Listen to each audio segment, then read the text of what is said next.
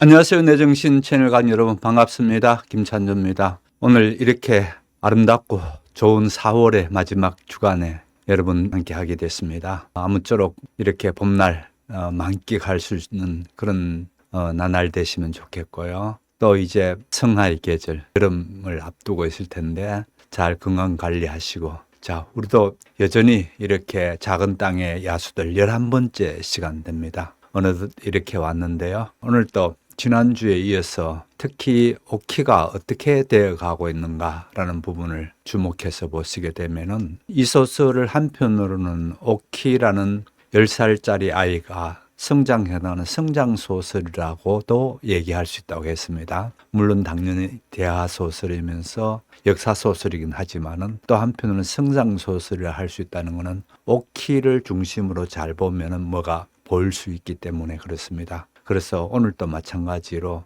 그런 쪽에서 계속 가도록 하겠습니다. 우선 간단히 지난주에 대한 말씀을 좀 드리게 되면요. 지난주는 3.1운동 이후에 각자 나름대로의 자기 방식대로 어떻게 들으는 적극적으로 이명보가 그렇죠. 아주 맞붙어서 일제와의 자기 전 재산과 모든 것을 자기 생명까지도 내걸고 일제와의 정면으로 투쟁하는 사람이 있다면은, 또 그러지 않고 자기 나름대로의 방식으로, 그러니까 좀 소극적인 방식이긴 하지만은 그래도 여전히 일제에 맞서는 게 오키의 예죠. 오키는 자기가 비록 기성으로서의 보잘것없는 사람이었지만 자기 신분을 업그레이드 해나가고 자기가 가진 예술적인 취향이랄까, 예술적인 성향을 키워나감으로써 결국 우리 조선의 배우가 되는 그런 과정을 보게 될 텐데요. 아무튼 그런 오키의 소극적인 어떤 그런 투쟁이라고 하더라도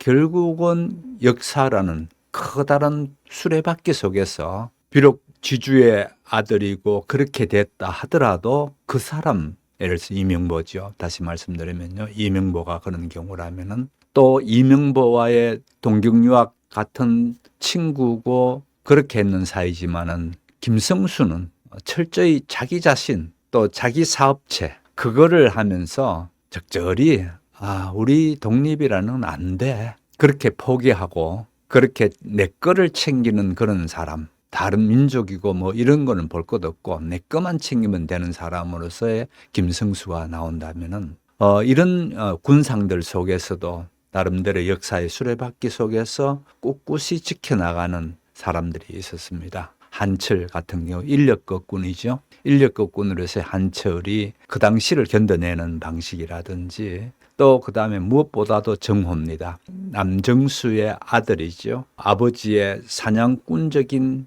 기질, 마지막 대한독립군의 조선의 마지막 그 군인으로서의 아버지의 어떤 정신, 그런 거를 잘 이어받은 게 정호고, 비록 학교의 교육은 한 번도 학교를 가본 적도 없지만은 이명보를 통해서 그래서 개인 지도 받아 나가면서 정호가 커나가는 것을 또 보게 됐습니다. 아무튼 정호의 성장 이야기라든지 그렇게 되면서 14장, 15장에 드러나는 시대적인 어떤 배경들, 시대적인 배경 속에서 인물들은 어떻게 그 시대를 이겨나가는가가 지난주까지 했던 내용들일 테고요. 오늘은 16장에서는 1928년의 얘기인데요. 연하가 나오는데 연하의 어떤 그 방식을 또 엿볼 수 있게 합니다.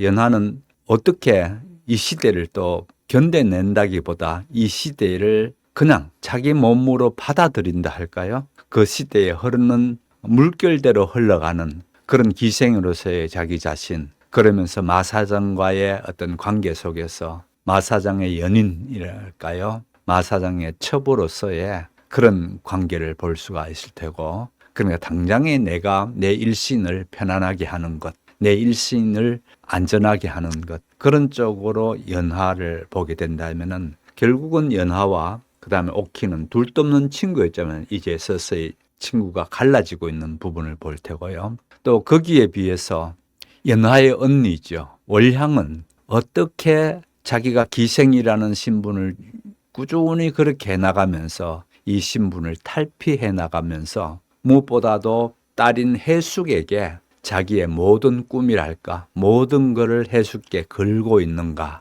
이런 부분을 보게 되면은 특히 우리 민족이 갖고 있는 교육열, 그런 거를 여기서 여실히 볼 수가 있습니다. 그렇게 되면서 16장이 이제 그런 얘기였다면은 17장에 가게 되면은 다리 밑에 살고 있던 친구들 가운데에 영구라는 녀석이 어떻게 중국집 딸내미하고 결혼을 하게 되는가, 그런 얘기가 17장에 나오게 되면서 역시 마찬가지로 영구와 아주 친한 친구였던 그 정호는 이런 것 속에서 나름대로의 그 젊은 시절, 청년 시절을 방황한다 할까요? 어떻게 시대적인 어떤 그런 거에서 독립이라는 서사를 감당해내면서 또 개인적인 실존, 내가 어떻게 여기에서 특히 젊은 아이로서 어떻게 내가 내 성욕을 해결하고 또 내 배고픔을 해결하는가라는 처절한 그런 삶을 보게 됩니다. 그렇게 되는 게 이제 17장인데, 아무튼 이런 그 17장에서 무엇보다도 한철이라는 인물을 보게 될 텐데요. 참 아름답게 두 연인이, 오키와 한철이 아주 잘 돼 가는가 보다 했는데 웬걸 곧 이어서 한철은 이제 오키와의 비극적인 결말로 향해서 치닫고 있는 부분을 17장에서 보게 됩니다. 자, 그러면은 16장 한 장을 먼저 본문을 읽어보시면서 그렇게 가도록 하겠습니다. 16장. 당신이 그냥 거기 서 있었기에. 1928년. 연하는 마사장이 보통 사람들이 흔히 하는 방식대로 행동하지 않는다는 것을 몇 달에 걸쳐 깨닫게 되었다. 그는 자신의 감정을 밖으로 확연히 드러냈다. 한 번은 식당 주방장에게 12코스 요리 전체를 전부 다시 만들어 내오도록 강요한 적도 있었다. 요리 중 하나에서 양파 맛이 느껴졌는데 그에게 양파 알레르기가 있기 때문이었다. 바로 그런 이유로 연하는 그에게 자신의 소식을 전하는 게 걱정스러웠다. 그는 속을 태우며 마사장이 기분이 좋은 상태가 될 때까지 기다렸는데 기회가 주어진 것은 그 남자가 어느 계약을 체결하고 난 밤이었다. 대단히 큰 이득을 본 셈이야. 이 나라에 몇 안 되는 화학 제조업체 중 하나거든. 금요일에 직접 가보려고. 남자가 운전대에 손을 올린 채 말했다. 공연이 끝나는 시간에 맞추어 그를 데리러 온 마사장은 연하의 집 근처에 차를 세워둔 채 이야기를 하고 있었다. 너도 같이 가야지. 교회로 드라이브 쫙 나가면 기분 전환도 될걸? 그러다 남자는 연하의 침묵을 눈치채고 잠시 말을 멈췄다. 왜? 무슨 일 있어? 저 임신했어요. 연하가 양손으로 얼굴을 가리며 불쑥 털어놓았다. 한동안 두 사람 모두 아무 말이 없었다. 그러다 연하는 마사장이 자신의 왼쪽 손목을 쥐고 천천히 아래로 내리는 것을 느꼈다. 나 좀 봐봐. 남자가 무뚝뚝하게 말했다. 확실해? 아직은 납작한 배에 손을 올린 채 얼굴에 뜨거운 눈물이 줄줄 흘러내리는 걸 느끼며 연하는 고개를 끄덕였다. 이모네 집에서 계속 지낼 순 없겠군. 거처를 마련해 주도록 하지. 수발을 들 하인이랑 가정부도 붙여줄게. 편안히 지낼 수 있을 거야. 그런데 왜 우는 거야? 사장님이 나한테 화낼 줄 알았어요. 연하가 빨개진 코를 하고서 흐느끼듯 말하자 마사장은 너털 웃음을 터뜨렸다. 내가 왜 화를 내? 살면서 이렇게 반가운 소식을 들은 적이 없는데. 남자가 연하의 머리 꼭대기에 입을 맞추며 말했다. 마침내 나한테도 아들놈이 생기겠구먼. 다음 날 아침 연하는 아침 식사 때 가족들에게 곧 이사를 나가겠다고 알렸다. 하지만 비밀을 간직하고 있다는 일종의 곤능감을 만끽하느라 다른 소식에 대해서는 말을 아꼈다. 사실대로 터놓자면 연하는 그 사실을 숨기고 싶은 주된 상대가 바로 오키라는 걸 인정할 수밖에 없었다. 대동량 극장에 합류한 이후 그와 오키의 관계에는 뭔가 풀리지 않는 앙금이 끼어든 터였다. 여전히 서로에게 미소를 짓고 환담을 주고받았지만 두 사람은 이제 예전처럼 서로에게 솔직해질 수 없음을 뼈저리게 느끼고 있었다. 연하는 그들 사이의 냉담함이 오키의 질투 때문이라 믿었다. 오키가 아닌 연하 자신이 경성에서 가장 명망 있는 극장의 스타가 되었을 뿐 아니라 또한 경성에서 가장 부유한 사업가로 손꼽히는 남자를 애인으로 삼기까지 하지 않았는가. 오키의 태도가 전만큼 정답지 못하고 차가워진 것도 오키가 응당 그래야 할 만큼 진심으로 자신의 행복을 빌어주지 않는 것도 바로 그 때문이라는 생각이 들었다. 한편 오키는 연하가 극장을 옮기기로 남몰래 결정하고 마지막 순간까지 오키 자신에게마저 그 사실을 숨겼기 때문에 둘의 관계가 껄끄러워졌다고 믿었다. 어떻게 연하는 가장 친한 친구인 오키가 제 성공과 행복을 방해하리라 생각할 수 있었단 말인가.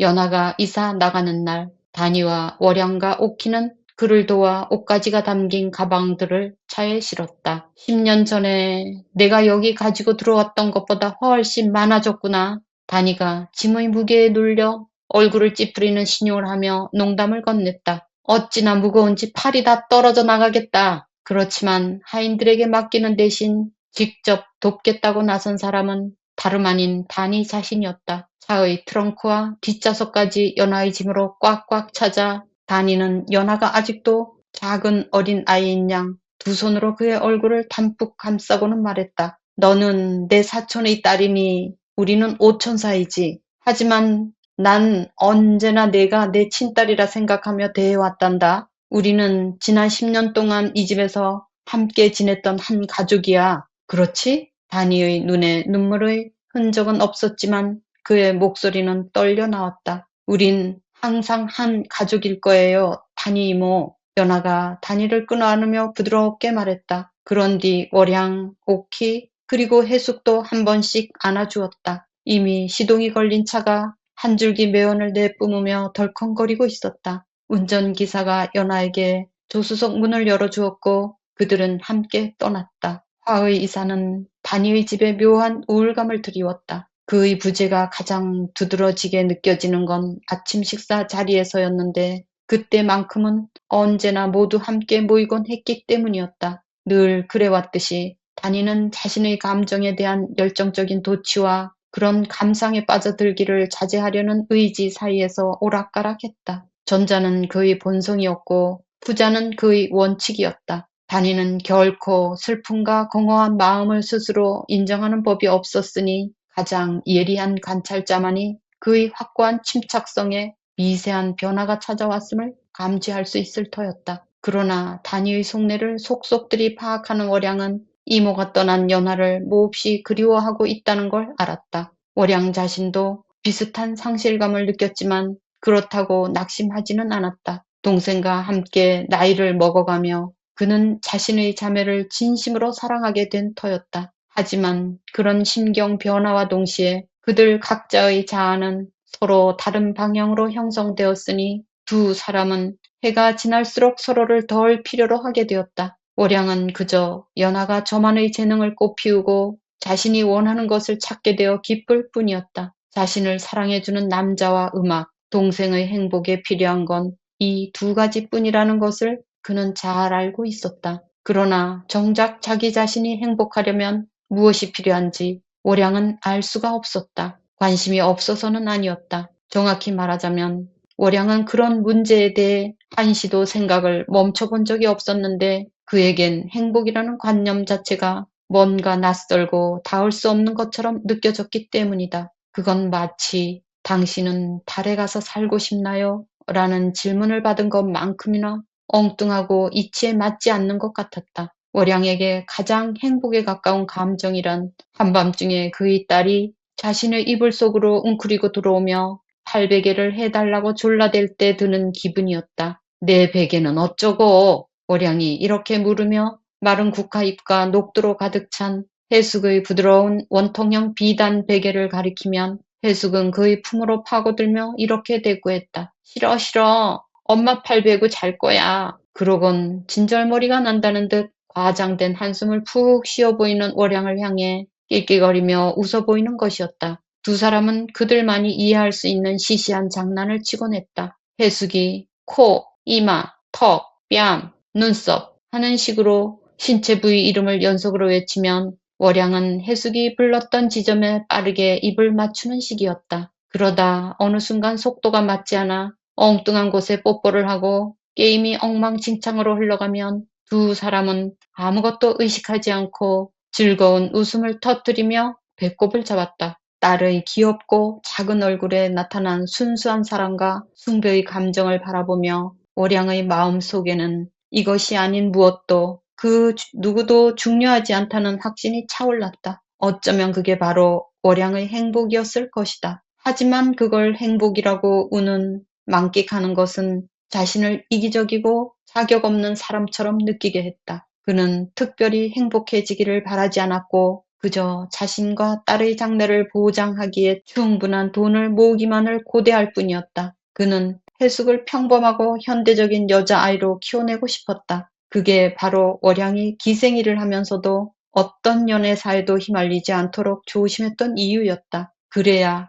해숙이 제대로 된 교육을 받고 바람직한 남자와 결혼할 자유를 누리게 될 테니까. 상류층 가정의 여자아이들은 종종 일본이나 심지어 유럽으로 유학을 떠나곤 했으니 오량은 해숙 또한 돈으로 가능한 한 최고의 교육을 받을 수 있게끔 할 작정이었다. 그래서 그는 연애에 참석하거나 광고 모델을 하며 벌어들인 돈을 거의 다 저축했다. 물론 오키나 연하가 받는 것보다는 적었지만 그래도 제법 상당한 액수였다. 오량이 그 돈을 모두 해숙에게 투자했기 때문에 해숙은 명문학교에 다니고 예쁜 옷가지들로 치장하며 남부럽지 않게 자라났다. 해숙이 대부분의 과목에서 좋은 점수를 받고 선생님들로부터 칭찬을 듣는 모범생이라는 사실은 오량의 자랑이자 유일한 낙이었다. 그래서 어느 날 오후 집에 돌아온 해숙이 다음 날 학교를 방문해 달라고 청하는 교장 선생님의 편지를 건네 주었을 때 오량은 심히 놀라고 망연자실할 수밖에 없었다. 오량은 무슨 일이 있었는지 꼬치꼬치 캐물으며 회초리를 들겠다고 엄포를 놓았다. 평생 단 한 번도 맞아본 일이 없는 해숙은 그 말에 충격을 받고 울며 불며 제 방으로 도망쳤다. 오량은 곧 자신의 가혹한 태도를 후회했고 딸의 머리를 부드럽게 쓰다듬으며 다시는 화내지 않겠다고 약속했다. 해숙은 흐느낌과 딸꾹질을 반복하며 학교에서 어쩌다 싸움에 말려 들었다고 설명할 뿐 그 이상은 아무 이야기도 하지 않았다. 다음 날 아침 오량은 특별히 조심스럽게 옷을 골랐다. 길이가 짧고 흰색 비단 저고리와 바닥까지 길게 내려오는 연보랏빛 치마. 그가 가진 옷 중 가장 우아한 여름용 정장이었다. 서양식 복장을 점점 더 선호하게 된 오키나 연하와는 달리 오량은 거의 언제나 전통 한복 차림이었다. 그는 아직도 머리를 따 올려 쪽을 찌고 다니는 이 집의 유일한 사람이기도 했다. 오늘 그 머리를 고정하기 위해 오량이 고른 장식품은 연녹색 옥으로 된 비녀였다. 정오 무렵 오량은 단위의 모교이기도 한 어느 기독교 여학교 앞에서 택시를 세웠다. 거침없는 7월 햇살에 운동장의 연분홍 모래알이 보석처럼 반짝이고 있었다. 지금 텅 빈 운동장은 수업 중 특유의 묘한 정적 속에서 즐겁게 제잘거리는 아이들이 나오길 기다리고 있었다. 백발의 수희가 교문 앞에서 오량을 멈춰 세웠다. 오량이 자신을 해숙이의 어머니라고 소개하자 수희는 눈앞의 여자가 경성 시내에 소문이 자자한 기생이라는 사실을 아는지 모르는지 그저 담담한 태도로 손짓해 교문 안쪽으로 그를 들였다. 아, 예. 교장 선생님 편지를 받으셨다고요? 건물 2층에 있는 교장실로 바로 가시면 됩니다요. 수희가 친절하게 말했다.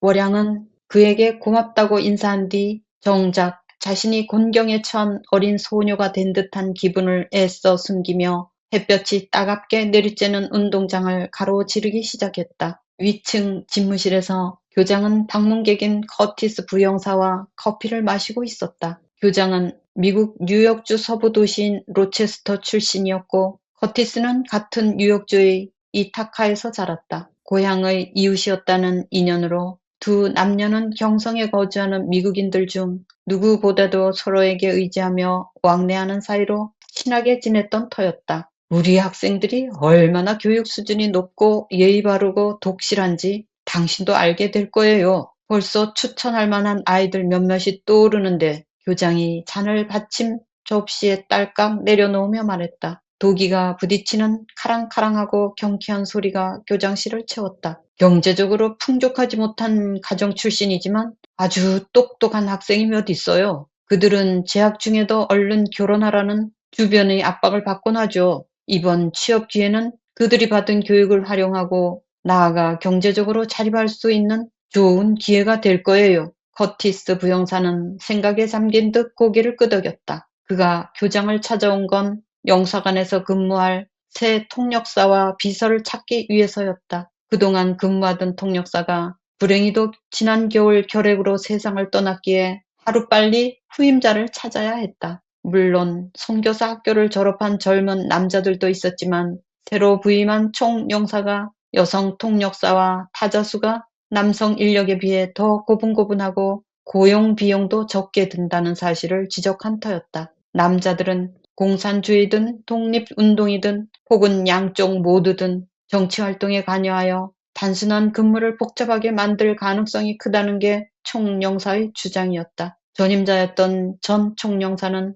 한국인에게 보다 동정적인 태도를 보여서 3.1운동 당시 AP연합통신 기자가 찍은 현장 사진을 미국 국무장관에게 보내고 윌슨 행정부의 일본의 가혹 행위에 대한 견해를 밝히기를 촉구했었다. 하지만 그 진실한 노력에는 대가가 따랐으니 결국 그는 해임되어 광동으로 재배치되었다. 신임 총영사는 이곳을 통치하는 일본 정부가 미국의 동맹이라는 공식적인 견해를 고수하는 사람이었다. 커티스는 많은 점에서 상사의 뜻에 동의할 수 없었으나 통역사 구인 문제와 관련해서만큼은 좀 달랐다. 현대 교육을 받은 한국 여성들이 영사관에 취직을 한다는 게 별로 나쁠 것은 없다는 게 그의 생각이었다. 그래요. 학생 몇 명을 추천해 준다면 정말 큰 도움이 될 것 같네요. 고마워요. 커티스는 연푸른 눈에 미소를 머금고 말했다. 붉은 머리가 이마 위로 높이 올라가고 신체 또한 차차 중년의 기색을 띠는 사이에도 그 눈은 변함없이 젊은이의 광채를 유지하고 있었다. 커티스가 이제 슬슬 만남을 마무리할 틈새를 찾고 있는데 누군가 조용히 교장실 문을 두드렸다. 들어오세요. 교장이 영어로 말했다. 하지만 곧이어 그의 얼굴에 놀란 기색이 떠올랐다. 잔뜩 긴장하여 붉어진 얼굴로 들어온 사람은 아름답고 젊은 한국 여자였다. 무슨 일로 오셨는지 여쭤도 될까요? 지난 20해 동안 익혀온 의외로 정확하고 유효한 한국어가 교장의 입에서 튀어나왔다. 젊은 여자는 자신의 모국어가 백인 여자의 입에서 나오는 것을 듣고 매우 놀란 듯했다. 저는 김혜숙의 어머니 되는 사람입니다. 여자는 한국어로 대답했다가 이내 영어로 덧붙였다. 그 아이 일로 왔어요. 아, 그렇지. 미안해요. 깜빡 잊고 있었어요. 교장이 한국어와 영어를 섞어 말했다. 그가 의자에서 일어나 학부모를 맞이하자 커티스도 따라 일어서며 여자에게 살짝 고개를 끄덕여 보였다. 그러곤 교장을 향해 이만 가보겠다는 눈짓을 보냈지만 교장이 이 짧고 사소한 면담이 끝날 때까지 잠시 앉아서 기다리라는 신호를 보냈다. 그는 잠자코 다시 의자에 앉았다. 여기 앉으세요. 교장이 손님에게 권하자 그는 수줍은 태도로 의자와 커피 테이블 사이로 미끄러지듯 들어가 자리를 잡았다. 흰 손은 연보랏빛 치마 위에 고이 모은 채였다. 가끔 툭출하게 잘 생겼거나 추한 외모를 지닌 낯선 사람을 보면 그렇듯이 교장과 커티스는 이 손님의 아름다움에 놀라지 않을 수 없었다. 그러나 교양 있는 이들답게 둘 모두 그 사실을 의식하지 못하는 듯 태연히 행동했다. 커티스는 그들의 면담에 방해가 되고 싶지 않다는 마음을 표출하듯 내내 창밖만 바라보고 있었다. 운동장에서 따뜻한 바람이 불어와 하얀 린넨 커튼을 한껏 펄럭였다. 제가 졸업반 학생들만 직접 가르치느라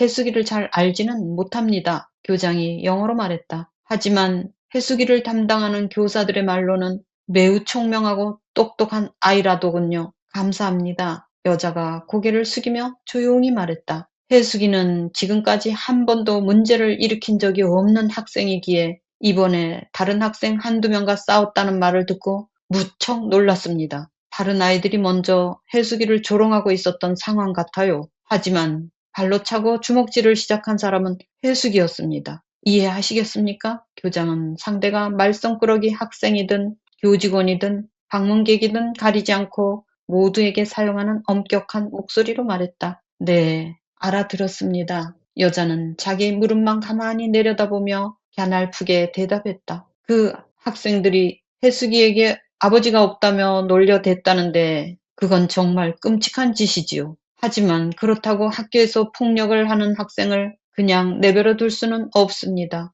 그럼 우리 해숙이를 퇴학시키신단 말씀인가요? 여자는 갑자기 흥분해서 교장의 눈을 똑바로 바라보았다. 안 돼요. 그 애는 아직 어린아이일 뿐인데 잠깐의 실수일 뿐이에요. 이제 여자는 한국어로 바꾸어 애원하듯 말했다. 여전히 어색하게 합석하고 있던 커티스는 대화에 끼어들어 딱하신 분 같은데 그냥 한 번만 봐주면 안 됩니까? 라고 묻고 싶은 충동을 꾹 눌러 참았다. 해숙이가 어린아이라는 건 저도 알고 있습니다. 그러니 이번에는 경고만 하고 넘어가도록 하지요. 교장이 말했다. 하지만 부디 학교에서 친구들과 싸우지 말라고 잘 얘기해 주세요. 다음에는 이렇게 관대한 처분을 내리지 않을 겁니다. 감사합니다. 정말 감사합니다. 여자는 허리를 깊이 숙여 영어로 반복해 말했다. 본의 아니게 면담 내용을 엿듣게 된 커티스의 마음에서는 이 낯선 여자에 대한 궁금증이 일었다. 그는 이 학교 학생이라 해도 믿을 만큼 젊어 보였고 또한 영어를 꽤 할 수 있다는 것도 커티스의 호기심을 끌었다. 이런 호기심 중 일부는 곧 어느 정도 해소되었다.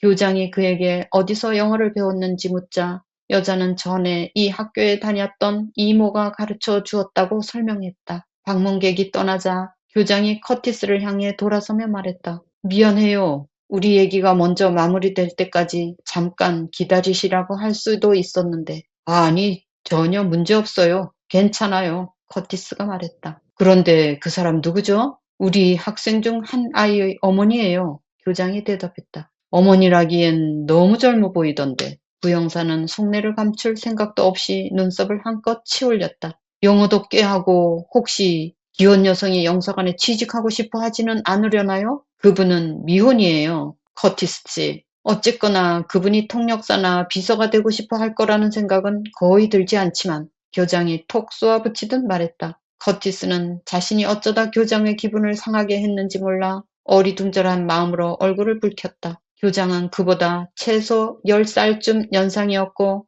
두 사람은 늘 서로를 존중하되 성적 감정은 드러낸 적 없는 지인의 관계를 유지하고 있었다. 그런데도 그 낯선 여성에 대해 커티스가 드러낸 관심과 호감이 교장에게 잠시나마 분개심과 모욕감을 심어준 것은 틀림없었다. 그분은 기생이라고 알려진 사람이에요. 내가 듣기론 아주 성공한 경우라더군요. 그분의 딸은 아버지 없이 태어난 아이죠. 교장은 또박또박 설명한 뒤 더는 이 이야기를 입에 올리고 싶지 않다는 듯 깍지 낀 양손을 무릎 위에 올려놓았다. 커티스는 놀라움을 감추지 못한 얼굴로 다시 창밖을 내다보았다. 문득 그 남자의 마음속에 만일 그 낯선 사람이 운동장을 가로지르는 모습을 보게 된다면 그것을 일종의 계시로 받아들여야겠다는 생각이 들었다. 하지만 무엇의 계시란 말인가? 그것까지는 아직 그 자신도 알지 못했다. 가벼운 바람이 엷은 먼지구름을 훅 일으켜 푸른 하늘로 날려보냈다. 창밖을 너무 오래 쳐다보고 있는 건 아닌지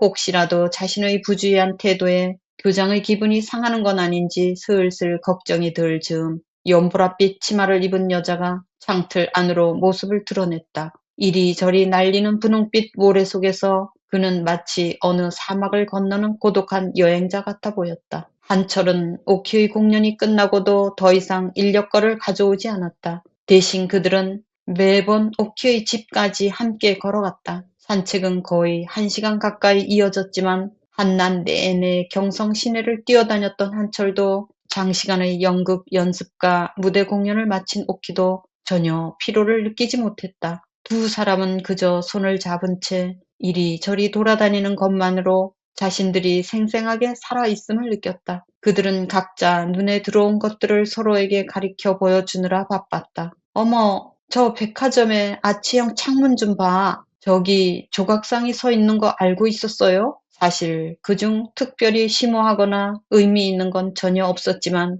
함께 바라보고 있노라면 무엇이든 풍성한 의미로 가득하고 사랑스럽고 인상적인 것으로만 보였다. 그렇게 오키의 집 앞에 도착하면 한철은 거의 경건하기까지 한 태도로 조심스레 오키를 제품에 끌어안았고 그들은 키스를 나누었다. 그러던 날씨가 유난히 좋고 달이 밝던 어느 밤 오키는 입맞춤을 잠시 멈추고 작게 속삭였다. 들어오지 않을래? 한철이 이 일에 대해 오랫동안 생각해 왔다는 것도, 그러나 그가 먼저 용기를 내 자신에게 이야기할 일은 결코 없으리라는 것도 오키는 알고 있었다. 오키는 그를 이끌어 자신이 거처하는 누각으로 향했다. 자신이 사는 곳을 그에게 보여준다는 것이 신나고 자랑스러웠다. 오키는 이번이 한철의 처음이라는 걸 알았기에 그가 당연히 긴장해 있으리라 생각했다. 하지만 오키보다 경험이 미숙하고 나이도 어리면서 한철은 자신이 어떻게 해야 하는지 잘 알고 있는 듯했다. 그의 손길은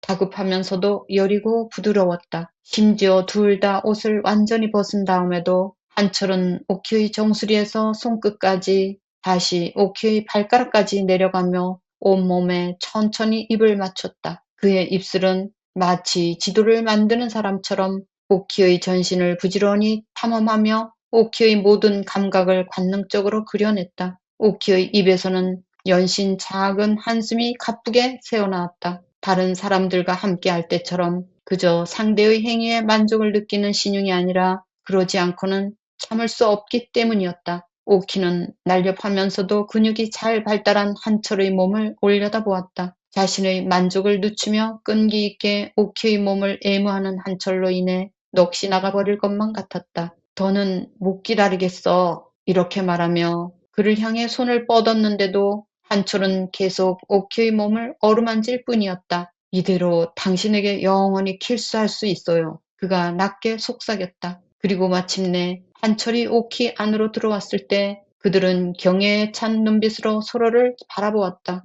한치도 떨어질 수 없을 만큼 이토록 가까이 있다는 느낌이 고통스러우리만치 달콤했다. 두 사람은 한동안 꼼짝도 않은 채 서로를 끌어안고 있다가 곧 앞뒤로 조금씩 움직이기 시작하며 서로를 향해 녹아들어갔다. 한철이 먼저 절정에 이르자 오키는 다른 남자들처럼 그 역시 이제 자신의 몸에서 떨어져 금세 잠에 빠지리라 생각했다. 그러나 한철은 다시 단단해져 오키 또한 절정을 맞이할 때까지 그의 안에 머물러 있었다. 오키와 포개진 채 한철은 가쁜 숨을 쉬며 오키의 가슴에 자신의 지친 머리를 얹고 쉬었다. 오키가 남자의 젖은 머리를 살짝 쓰다듬자 그는 그 손을 잡아 자신의 입술로 가져갔다. 오키는 자신의 행운을 믿을 수 없다는 듯 무의식적으로 미소를 머금고 있는 그의 얼굴을 바라보았다. 당신 살결. 오키의 가슴에 깃털처럼 나풀대는 부드러운 키스를 녹진하게 쏟아부으며 한철이 말했다. 오키는 그가 무슨 말을 하고 싶은지 정확히 알고 있었다.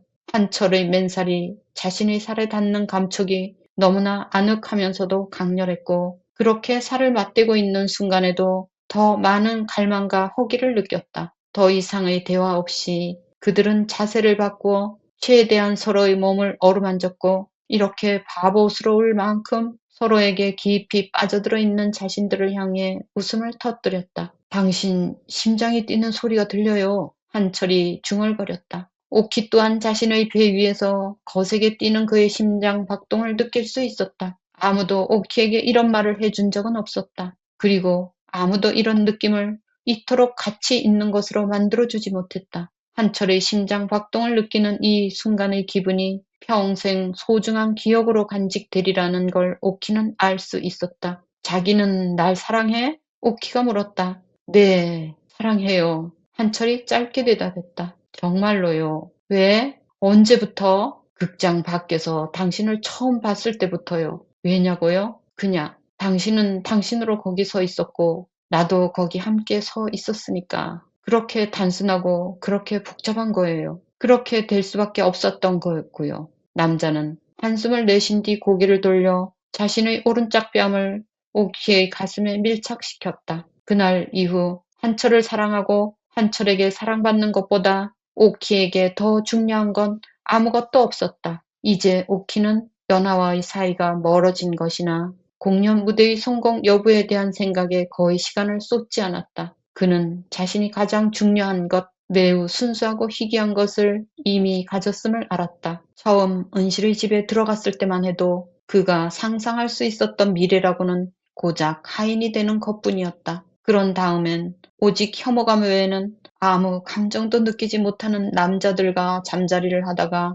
더 젊은 여자들과 새로운 오락거리에 밀려나는 것이 자신의 운명이 아닌가 생각하던 시기가 있었다. 그러나 어떤 기적이 일어난 것인지 이제 오키의 현실은 그가 꿈꿨던 모든 것을 능가했다. 상대적으로 짧은 시간에 그것은 오키를 완전히 다른 사람으로 바꿔놓았다. 변화의 대부분은 내부에서 일어났지만 종종 지진이 일어나면 지층의 안가박이 모두 뒤집히듯이 오키의 겉모습에도 많은 변화가 생겼다. 그는 거울 앞에 앉아 고작 반년 전과 비교해 자신의 눈이나 코의 형태가 희한하게 달라져 있음을 확인하며 깜짝 놀라곤 했다. 이제 오키는 너무나 깊은 사랑을 받고 있다고 느꼈기에 그의 영혼 자체가 변화했고 그의 이목구비 또한 그 변화를 반영하여 새롭게 모양을 잡아가는 것 같았다. 오키는 늘 자신이 매력적이되 결코 완벽하지는 않은 외모, 예를 들면 지나치게 좁은 이마와 평범하고 가느다란 눈, 수치 듬성한 속눈썹을 가졌다고 생각해왔는데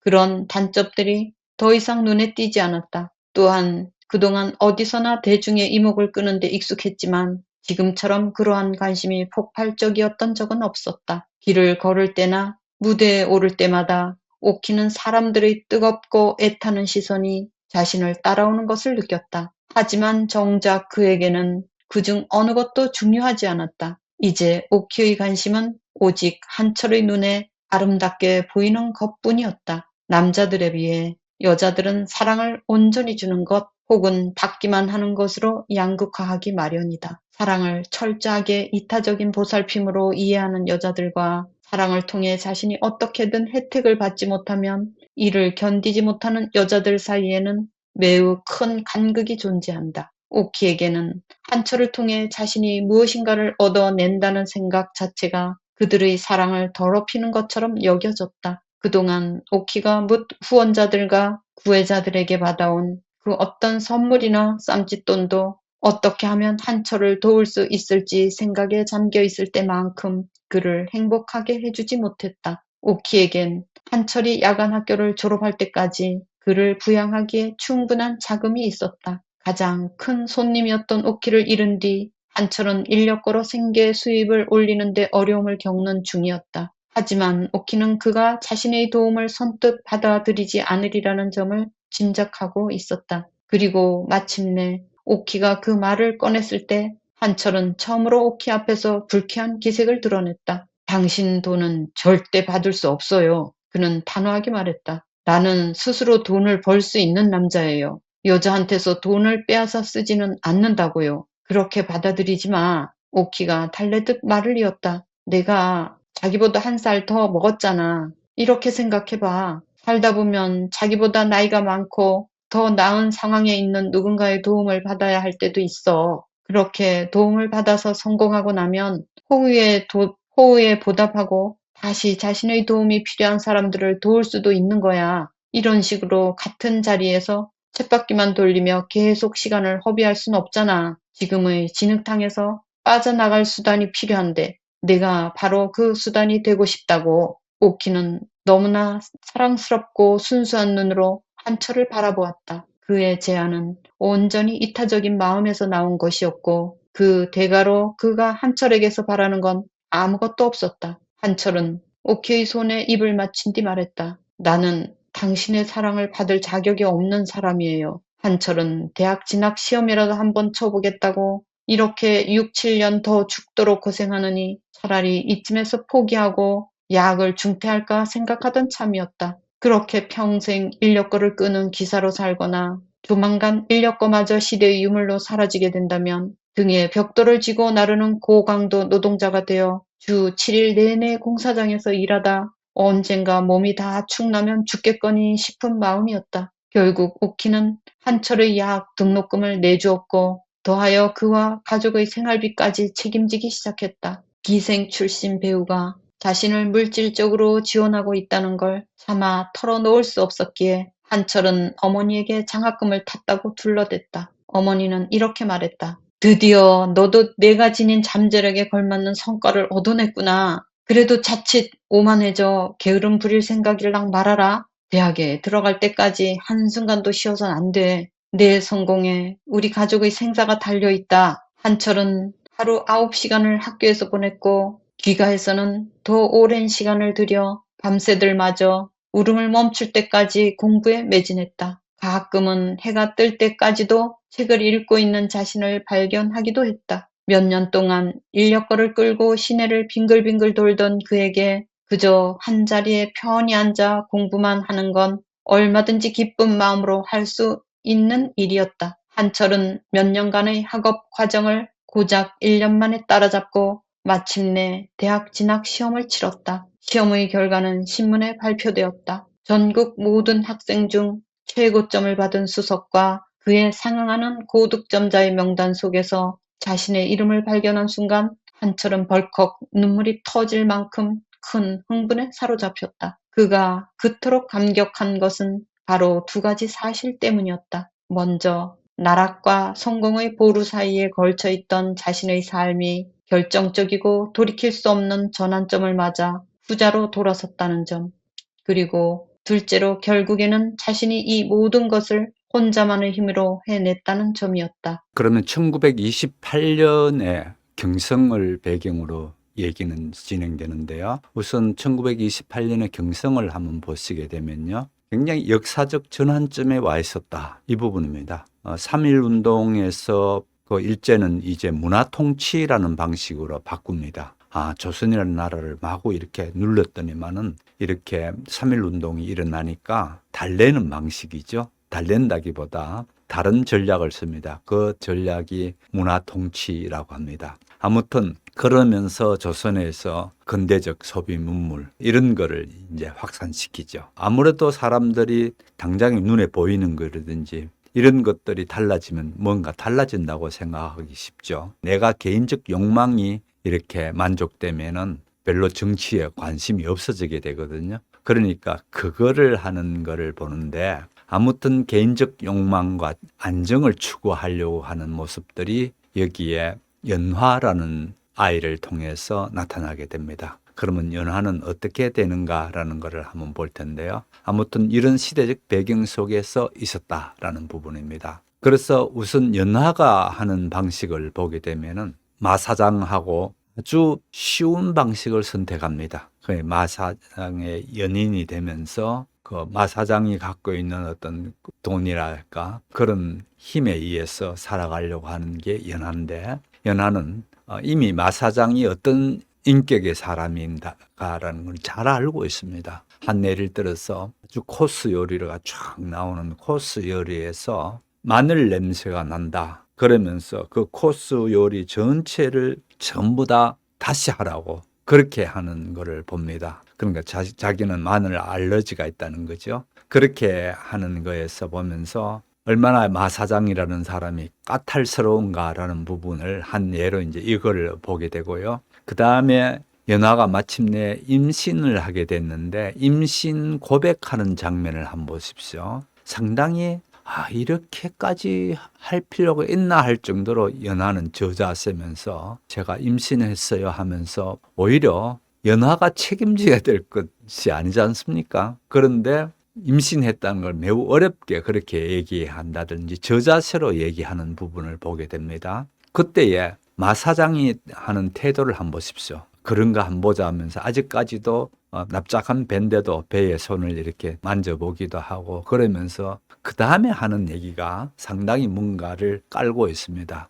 이제 나도 아들이 하나 얻게 됐구만. 연구하면 그동안에 아들이 없었다는 겁니다. 그래서 아들을 하나 얻게 됐다. 그렇게 하면서 단위집에서 이제 나오도록 내가 독립할 수 있도록 따로 집도 마련해주고 하녀도 그렇게 보내주고 해서 어려움 없이 지낼 수 있도록 그렇게 해주겠다. 그렇게 하면서 가부장적인 개성을 염두에 둡니다. 결국은 뭡니까? 당시에 우리나라 사람들이 갖게 되는 아들에 대한 것 선호, 어떻게 하든지 대를 이어야 된다라는 거에 대한 집착, 이런 거를 그대로 볼 수 있는 게 이제 마사장이죠. 그러나 아이가 나왔을 때에는 불행히도 딸이었습니다. 딸이다 보니까 그때부터 마사장과 연화는 완전히 이렇게 갈라진다 할까요? 그렇게 되는 부분을 보게 되죠. 그 다음에 연하와 오키와의 관계 소교를 보게 되면요. 한마디로 질투와 배신으로 서로 엇갈리는 시선을 보게 됩니다. 여기에 보시다시피 연하는 오키의 질투와 시기심을 갖게 되고요. 갈등의 원인이요. 그 다음에 오키는 연하하고 매우 친하고 그런 관계라고 생각했는데 대한극장으로 옮겨갈 때에 또는 마사장하고 그런 관계에 있을 때에 아주 비밀스럽게 그렇게 이적하거나 그렇게 배신하는 것을 보게 됩니다. 그러면서 오키도 마찬가지로 그렇게 소원하게 되고 결국은 연하는 서로 오키는 오키 나름대로의 진심을 숨기고 있는 친구에 대한 어떤 그런 친구를 의심하고 있는 부분이 나오고요. 또 연하는 자신의 성공을 축하하지 않는 친구라고 그렇게 생각합니다. 그래서 결국은 관계가 이제 갈라진다 할까요? 서로 경쟁적인 관계에서 있다가 이제 오키가 쭉 이렇게 나가니까 거기에 대해서 연하는 갈라지는 부분을 보게 되죠. 그러면서 또 오키 역시 신뢰 훼손에 대한 아주 깊은 상실감을 갖게 되죠. 거기에 비해서 재미있는 형태로 나타나는 게 월향입니다. 월향은 기생으로 일하면서 극도로 자기가 기생의 신분을 그대로 하고 있긴 하지만 여기에서 어떤 또 다른 연인을 사귄다든지 또 자기를 후원하는 사람을 둔다든지 그런 일을 일체 하지 않습니다. 빼어난 미모도 가지고 있고 그러지만은 일체 남자들이 그렇게 접근해 온다든지 그러면은 자기 몸을 허락하지도 않고 그러면서 오롯이 어디다 갖다 놓는가 하면은 해숙에게 자기 딸이죠. 그 해숙에게 모든 것을 겁니다. 그렇게 해서 자기가 못 이루었던 그 꿈을 해숙에게 투영시키면서 해숙을 일본이나 유럽으로 유학을 보내게 됐다. 이런 생각을 가집니다. 그래서 아무튼 하층 계급의 굴레를 끊으려고 애쓰는 그 월향의 그 자세를 보면서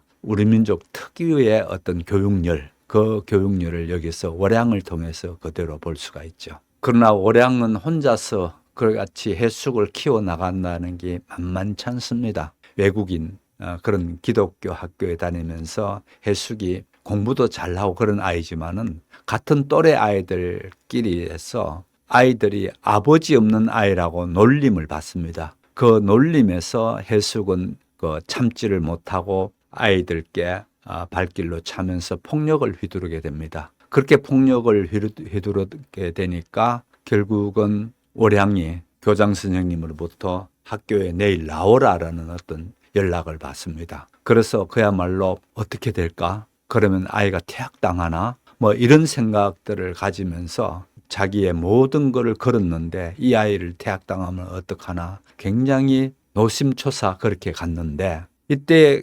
교장실에서 만나게 되는 사람이 커티스라는 부영사입니다. 부영사인 사람이 그렇게 먼저 교장을 만나고 있고 그 다음에 월향이 들어가게 되니까 깜짝 놀랍니다. 아니 저렇게 젊은 미녀가 그렇게 왔단 말이지 이렇게 하면서 깜짝 놀라게 되는데 이때에 하나의 제안을 받습니다. 우리 영사관에서 통역한다든지 타이피스트라든지 이런 사람을 구하고 있는데 일할 의향이 없는가 그런 식으로 교장께 그 얘기를 문의를 해옵니다. 그래서 그때에 이제 더 이상 기적에 연관되지 않고 그러니까 기적을 그 다음에 돈을 물어내면서 기적에서 완전히 탈퇴를 합니다. 탈퇴를 하면서 영사관에 직원으로서 이제 일하게 되면서 넉넉히 생활비도 받고 그렇게 되니까 해숙을 잘 키워나가는 월향을 여기서 볼 수가 있습니다. 여기서 커티스 부영사와 그 다음에 교장하고 둘이 주고받는 얘기들 가운데 우리가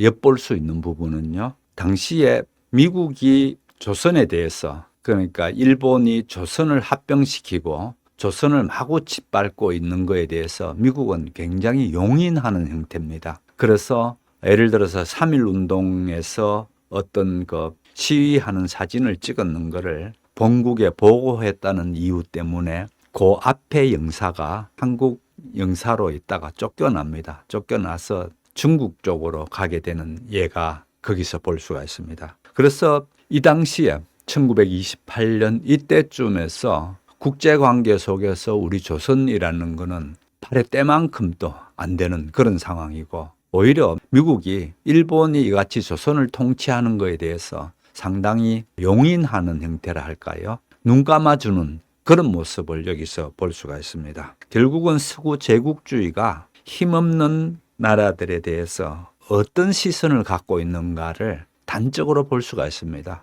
물론 이 같은 시선이 이어지면서 미국이 나중에 또 문제를 일으키게 됩니다. 그 문제라는 것은 결국은 북한 김일성으로부터 남한에 쳐들어올 수 있는 그 계기를 준 것도 미국이 주고요.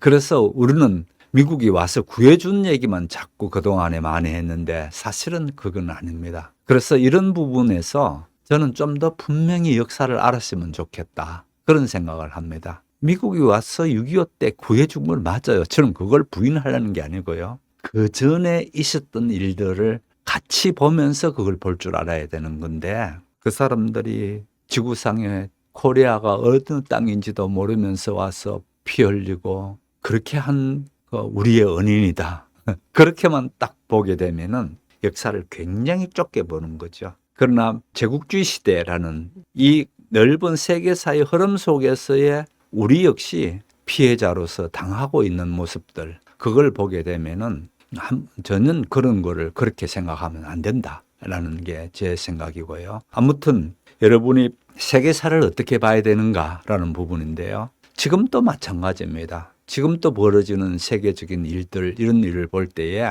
좀 균형 있는 시각을 갖고 봐야 되는데, 무조건 트럼프가 오라, 앞뒤 좌우를 볼 것도 없습니다. 왜 그러냐고 물어보면 하는 얘기가, 우리 혈맹이잖아요. 우리를 구해줬는데 누가 해줄까요? 막 이래요. 그래서 답답하다.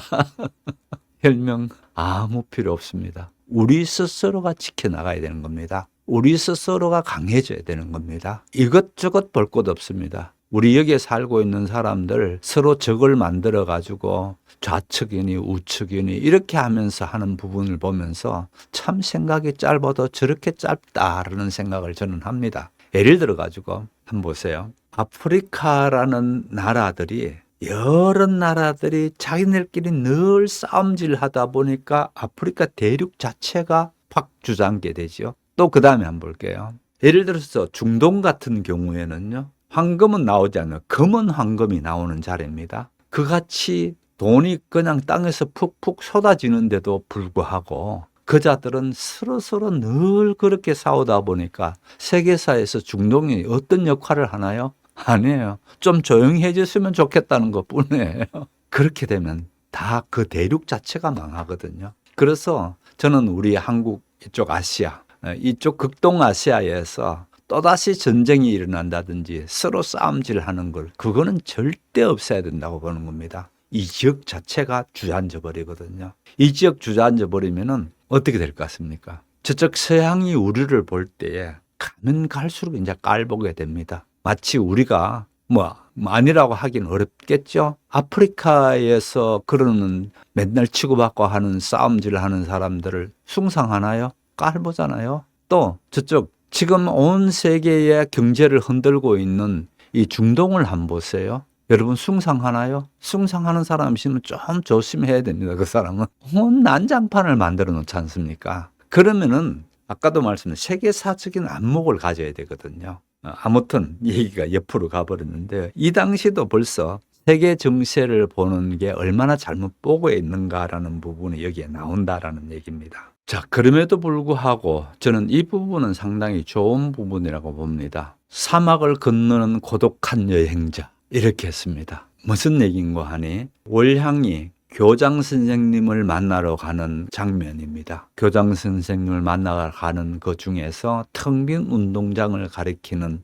월향을 은유하는 겁니다. 텅 빈 운동장을 혼자서 가로질러 가고 있는 세상이라는 넓은 그런 자리에서 꿋꿋이, 그리고 단지 피부치라는 그 아이 하나하고 헤쳐나가려는 어떤 신문지와 제국주의라는 이 굴레들 속에서 여성으로서의 꿋꿋이 서서 나가고 있는 월양의 삶의 자세를 한번 보라는 겁니다. 결코 남자의 권력이라든지 또 어떤 힘에 의해서 아부하면서 살려고 하는 게 아니고 주체적으로 나 스스로가 기생이 있지만은 스스로 기생을 탈피해 나가면서 스스로가 여성의 주체성을 확보해 나가는 자리라든지 무엇보다도 거대한 시대적 폭력이죠. 그렇지 않습니까? 그 같은 남성 중심의 그런 것도 시대적 폭력이라고 볼 수가 있죠. 그런 폭력에 대해서 자기 스스로가 우아한 내면을 가지고 가는 것을 월양을 이렇게 얘기하고 있습니다. 이 부분도 상당히 이 소설에서 월양을 어떻게 묘사하는 부분인가라는 좋은 부분이 될 것 같습니다. 그러면 지금까지 말씀드렸던 연하와 오키와 월양이라는 것을 한번 보세요. 이렇게 봅니다. 이들이 각자 어떤 방식으로 삶에 그러니까 생존 전략, 거창하게 할 것 없이 어떻게 이 일제시대라는 이 어려운 시대를 견뎌내는 방식이 어떻게 되는가. 분명한 거는 각각 나름대로의 야수성이라는 생존 전략을 갖고 있더라. 이 얘기입니다. 그래서 물론 연하가 갖고 있는 생존 전략이라는 건 바람직하지 못한 부분이죠. 그러나 그나마도 그런 방식으로도 살아가는 연하가 있더라라는 부분이고요. 근대 식민지의 모순 속에서 자기 나름대로의 자기 방식대로의 삶을 이끌어가는 그런 사람들로서의 연하, 오키, 월양을 볼 수가 있고요. 무엇보다도 당시에 일제가 벌이고 있는 소비 문화라든지 화려한 시대적인 어떤 그런 화려함 속에서도 감춰진 개인의 고독과 불안이죠. 앞으로 내가 어떻게 될지 몰라. 특히 연하가 이제 그런 얘기를 하죠. 그런 거 앞으로 내가 어떻게 될지 몰라 하면서 예를 들어서 연하가 담배를 피우는데 거기에 아편을 같이 넣어서 이렇게 피게 되죠. 그거를 오키가 보니까 하는 얘기가 그저 조금만 넣는 거야. 몇 입 정도만 넣어. 그렇게 하는데 결국은 여기에서 연하가 편에 손대기 시작하는 부분을 한번 주목해 볼 필요가 있습니다. 자, 계속해서 다음 17장으로 넘어가 보도록 하겠습니다. 17장 바닷고동 카페 1933년 영구가 마침내 중국집 주인 딸에게 청혼할 용기를 냈을 때 정호는 자신이 중매를 서겠노라고 제안했다. 하지만 영구는 이를 거절했다. 정호야, 내가 목숨을 걸고 너를 믿는다는 거 너도 알 거다. 영구는 말했다. 하지만 난 이번에도 내가 말 대신 주먹을 앞세울까 봐 걱정이 돼. 장차 내 장인어른이 될 사람한테 그러면 안 되잖아. 또한 영구는 결혼 자금을 마련하지도 못할 만큼 가난한 남자들 사이에서 예전부터 흔히 행해지던 관습, 그러니까 여자를 데리고 몰래 야반 도주하는 방법도 배제했다. 그 대신 영구는 여자의 아버지에게 가서 무릎을 꿇고 축복 속에 결혼할 수 있도록 허락해달라고 간청하는 전공법을 택했다. 영구는 그동안 자신들 무리가 멋대로 들이닥쳐 식당을 이용한 것에 대해 용서를 구하며 앞으로는 정직하게 일해서 그동안 진 빚을 갚겠다고 약속했다. 너희 불량배 놈들은 몇 년 동안이나 내 인생을 망쳐놓더니 이제 내 딸까지 훔쳐가겠다고? 이게 무슨 역겨운 장난질이냐? 여자의 아버지이자 식당 주인은 고함을 질러댔다. 좋다. 그 애 없이는 못 살겠다는 내 말이 진심이라면 저 밖에 나가서 뜰에 무릎 꿇고 앉아 있어. 내가 그만 됐다고 하기 전에 일어났다가는 내 딸에게 손가락 끝도 갖다 대지 못할 줄 알아라. 그리고 확실히 말해두는데 딱 1초만 일어나도 나는 바로 알아차리니까 허튼 수작 부릴 생각일랑 마. 영구는 고분고분 방에서 물러나 어수선한 마당 정중앙에 무릎을 꿇고 앉았다. 식당 직원들은 그 모습을 보고 한간에 떠도는 소문을 한마디씩 내놓으며 수군거렸고 이웃들도 담 너머로 영구의 꼬락서니를 훔쳐보며 킬킬거렸다. 중국집 딸은 방 안에 갇힌 채 비통한 울음을 터뜨렸고 밤나무에 묶인 영구의 충실한 개는 주인에게 심각한 일이 닥쳤다는 것을 느꼈는지 심장을 토할 정도로 목 놓아 짖어댔다. 그야말로 난리였다. 하지만 영구는 흙먼지 속에 정강이를 깊이 파묻고 앉아서는 참회의 의미로 고개를 숙인 채 그날 밤이 다가도록 굳굳이 자리를 지켰다. 다음 날 아침 하인 하나가 나와 이제 이쯤에서 그만두라며 그를 설득하고 있는데 갑자기 영구가 혼절하여 사지를 뻗은 채 자리에 드러눕고 말았다. 결국 아버지가 방에서 나와 영구의 어깨를 흔들어 깨우며 말했다. 내 놈이 어울리던 깡패놈들, 특히 그 빨갱이 정호놈이랑 완전히 관계를 끊겠다고 맹세한다면, 그리고 지금 이 순간부터 정직하고 떳떳한 사회인으로 열심히 일하기로 약속한다면, 그는 말을 끝맺지 못했다. 그토록 애지중지하며 키운 딸을 이 쓰레기 같은 놈에게 준다고 생각하니 여전히 끔찍하리만치 속이 상했던 것이다. 하지만 그는 결국 세상에 자식 이기는 부모 없다는 오래된 속담을 떠올렸다. 감사합니다, 아버님. 영구가 희미하게 속삭였다. 따님을 제 목숨처럼 잘 돌보겠습니다. 그 순간을 기점으로 영구는 공식적으로 그들 무리에서 탈퇴했다. 명보의 청년 모임도 정호 무리의 일도 전부 그만두었다. 대신 그는 중국집 일을 돕기 시작했다. 결혼식을 올리고 시간이 흐르면서 노인의 마음도 점차 누그러졌고 사랑하는 손녀딸이 태어나면서부터는 어쨌든 영구를 사위로서 인정해주는 눈치였다. 그렇게 영구는 나이든 장인을 대신해 중국집 운영을 도맡게 되었다. 정호는 영구의 이탈에 화를 낼 만도 했지만 오랜 친구를 그런 식으로 놓아주는 것도 나쁘지 않다는 생각이 들었다. 미꾸라지 역시 명보의 모임을 떠났는데 거기서 요구하는 입단 서약을 할 수 없다는 이유에서였다. 아닌 게 아니라 정호에게조차 쉽지 않은 서약이었다. 일단 세속적인 사유 재산을 모두 버리겠다는 첫 번째 조항은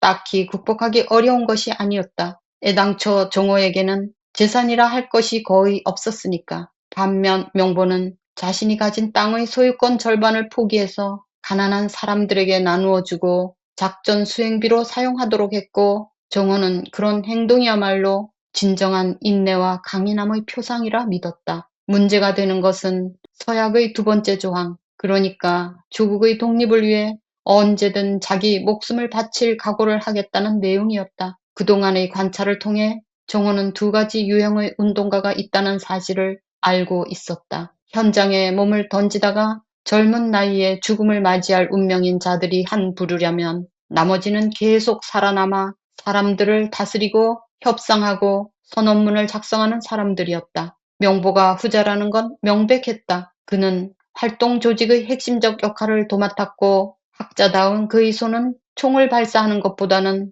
편지와 선언문을 쓰는데 더 유용했다. 반면에 정호는 자신이 결코 글을 잘 읽고 이해하거나 멋진 작문을 완성해낼 수 없으리라는 사실을 조용히 깨닫게 된 지 이미 몇 년이었다. 명보마저도 이 부분은 속으로 받아들이게 되었다. 이것이 운동가로서 결격 사유가 될 수 있는 심각한 약점이라는 사실도 그는 알고 있었다. 정호는 이러한 생각들이 마음속에서 파도처럼 오고 가도록 내버려 두었다. 어떨 때는 절규하며 충돌하기도 하고 또 가끔은 이치에 맞는 이야기로 그를 설득하여 잠잠해지기도 하며 말이다. 그리고 마음이 가장 차분하고 정리된 순간에는 언젠가 적절한 때가 오면 명보가 정호 자신만이 할 수 있는 일을 부탁해 오리라는 믿음이 다시금 고개를 들곤 했다. 영구와 미꾸라지가 떠나간 이후 어느 날 정호는 중국집에서 두 친구를 만나 함께 저녁 식사를 했다.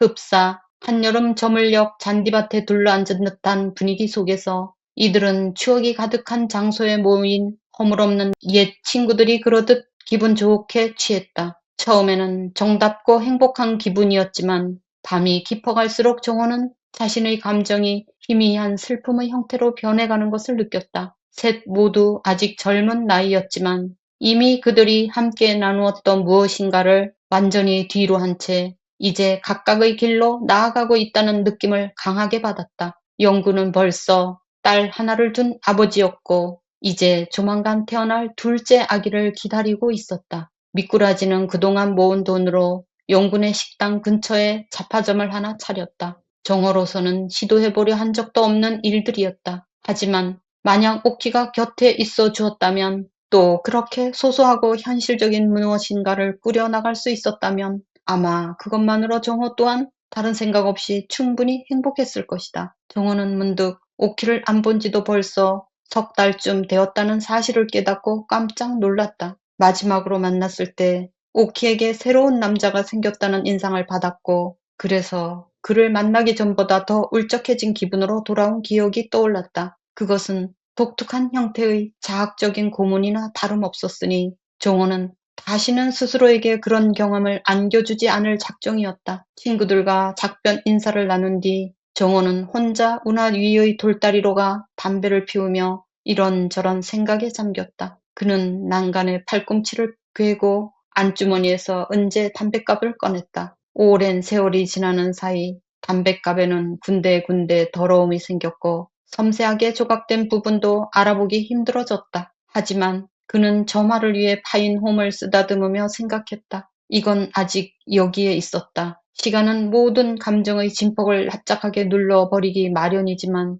그럼에도 진짜로 존재하는 무엇인가를 지울 수는 없었다. 가끔 정호는 뒷골목에 자리한 싸구려 식당 몇 군데에 들르곤 했다. 뒤에 딸린 작은 방에서 그의 필요를 채워줄 수 있는 여자들이 있는 곳들이었다. 그 여자들은 예인으로 훈련받은 기생이 아니라 돈만 주면 누구와도 관계하는 하류 창부들이었지만 정호는 그들을 좋아했고 그들을 갈망했다. 기껏 해야 18 정도밖에 되지 않아 보이는 아주 어린 여자도 하나 있었는데 그에게서 정호는 육체적 욕망과 함께 오라비로서 느낄 법한 정을 느끼기도 했다. 하지만 자신의 이런 행동들이 오키를 배신하는 것처럼 여겨지지는 않았다. 이들과 만나 성욕을 푸는 것은 오키 앞에서 좋은 모습만을 보여주는데 도움이 되었고 따라서 어쩌면 이건 오키를 위한 믿음의 행위일 수도 있다는 생각이었다. 정호는 자신과 몇 번 잠자리를 했던 그 18살 소녀를 지금 만나러 갈까 생각했다. 잠시만이라도 누군가의 품 안에 안겨서 누워있으면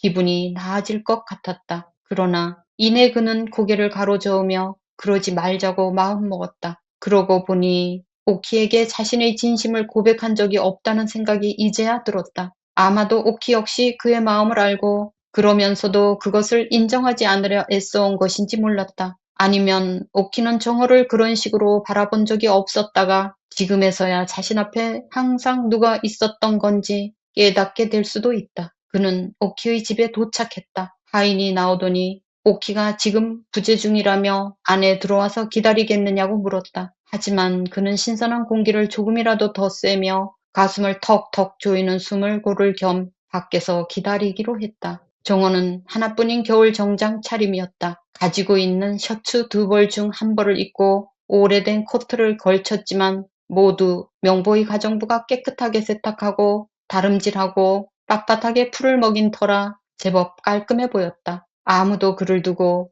더러운 길거리 불황자나 나고자 같다고 할 수는 없을 터였다. 몇몇 여자들이 정호 앞을 지나가면서 친근하고 호기심에 찬 눈길을 건네 그의 자신감을 북돋아 주었다. 그는 마침내 오키에게 고백할 준비가 되었다. 그날 아침부터 오키는 한강 근처에 있는 새 영화 촬영장에 나가 있었다. 강가는 쌀쌀하고 바람도 거셌고 오키는 몸살 기운이 있었다. 촬영 도중에 공동 주연을 맡은 동료 출연자가 오키에게 괜찮은지 물었다. 그냥 좀 피곤해서요. 그래도 괜찮을 거예요. 오키가 대답했다. 오늘 날씨가 너무 춥네요. 오키 씨가 그렇게 얇은 브라우스를 입고 있어야 하니 정말 안쓰러워요. 남자는 미소를 지으며 말했다. 당신을 걱정하고 있다는 속내를 드러내고 싶을 때 남자들이 보여주는 그런 미소였다. 오키는 이 동료 배우가 자신을 좋아한다는 걸 눈치채고 있었다. 그 감정에 보답해줄 마음은 전혀 없었지만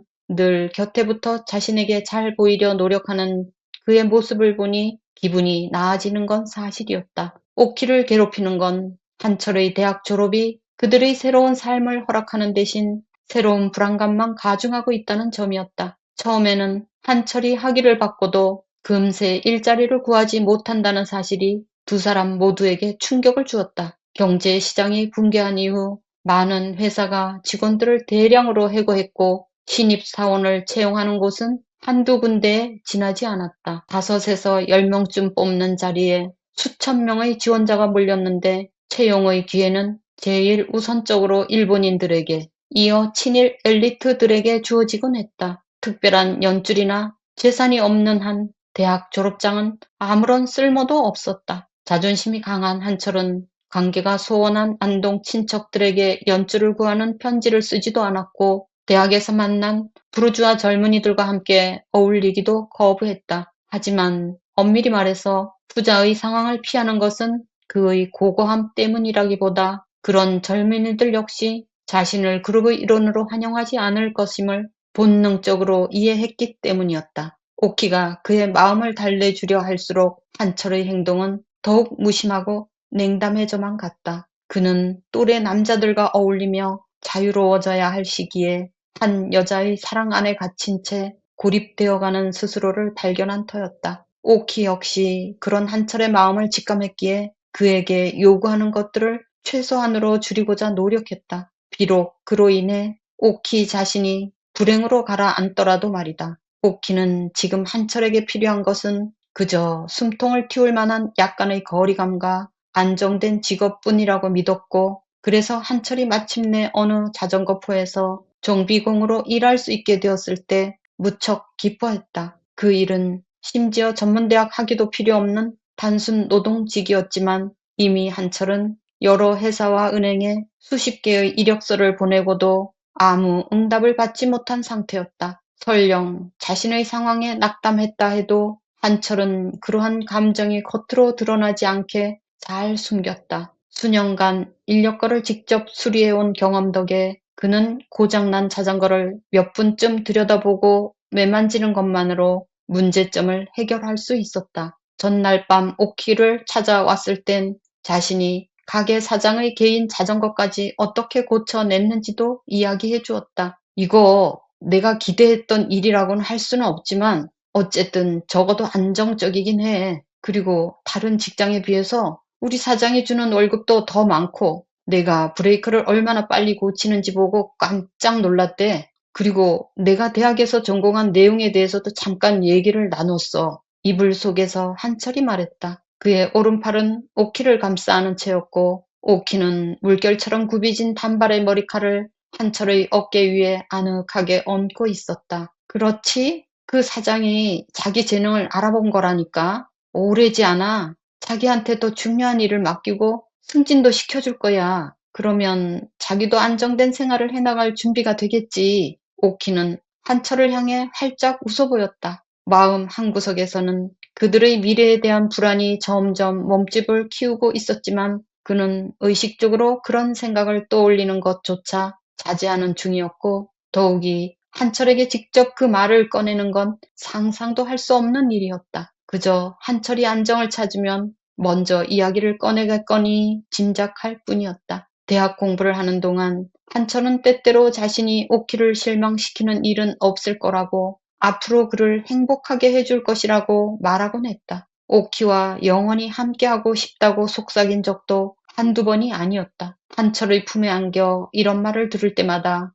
오키는 자신의 몸 전체가 순수한 빛이 터져 나오는 듯한 느낌이었다. 마치 낮에 받은 햇빛을 저장하고 품고 있다가 밤이 되면 형광으로 빛나는 반딧불처럼 소박하면서도 기적적인 생명체가 된 것만 같았다. 이것이 바로 삶의 정수를 맛본다는 의미이며 삶 자체로부터 사랑스러운 입맞춤을 받을 때의 느낌이라는 자각이 그를 행복하게 휘감았다. 하지만 그런 행복은 온전히 한철에게 의존하고 있었고 그렇기에 쉽게 부서질 수밖에 없었다. 오키와 영원히 함께하고 싶다는 말이 한철의 입에서 나오지 않은 지도 벌써 한참이었다. 정확히 언제부터였는지 오키는 알 수 없었다. 그런 말 대신 한철은 무심하게 오키의 어깨를 움켜쥐며 말했다. 그래, 나도 더 높은 직책으로 올라갔으면 좋겠어. 내가 뭘 할 수 있는지 사장한테 보여주고 싶어. 그 사람은 다소 산만해 보이고 사업체는 실질적으로 지배인이 운영하고 있는데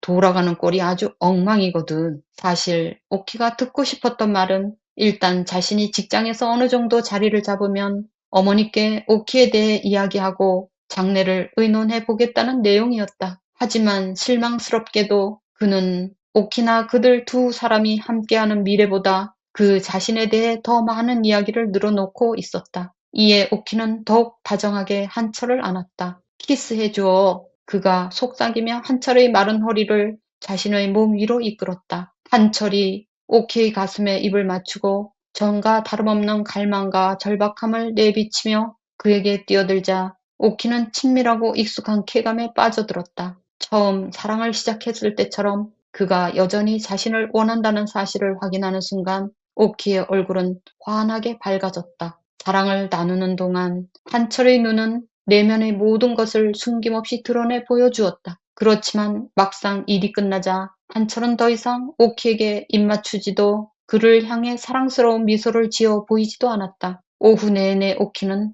한철 생각에 정신이 팔린 채 아무 생각 없이 연기를 이어갔다. 이른 저녁 무렵 촬영이 끝났을 때 상대 배우가 물었다. 이렇게 한참 떨고 나니 뭔가 뜨끈한 게 당기지 않아요? 같이 우동 한 그릇이라도 하러 갈래요? 남자의 매력적인 눈망울이 아름답고도 불안하게 반짝거렸다. 그의 우아한 모직 정장은 늘 흠이라곤 없이 완벽하게 재단되고 다림질되어 있어서 오키는 언젠가 그 빳빳한 정장이라면 사람이 입지 않아도 옷감 스스로 일어설 수 있겠다고 생각하며 혼자 웃기도 했었다. 하지만 정장이야 어쨌건 그 남자는 정말 착하고 친절한 사람이었다. 아, 고맙지만 오늘은 안 되겠어요. 오키가 얼굴을 살짝 붉히며 대답했다. 선약이 있어서요. 다음 기회에 먹죠. 토끼털 깃이 달린 엷은 파란색 코트를 거치며 오키는 상대 배우가 실망감을 감추려 애쓰는 모습을 눈치채곤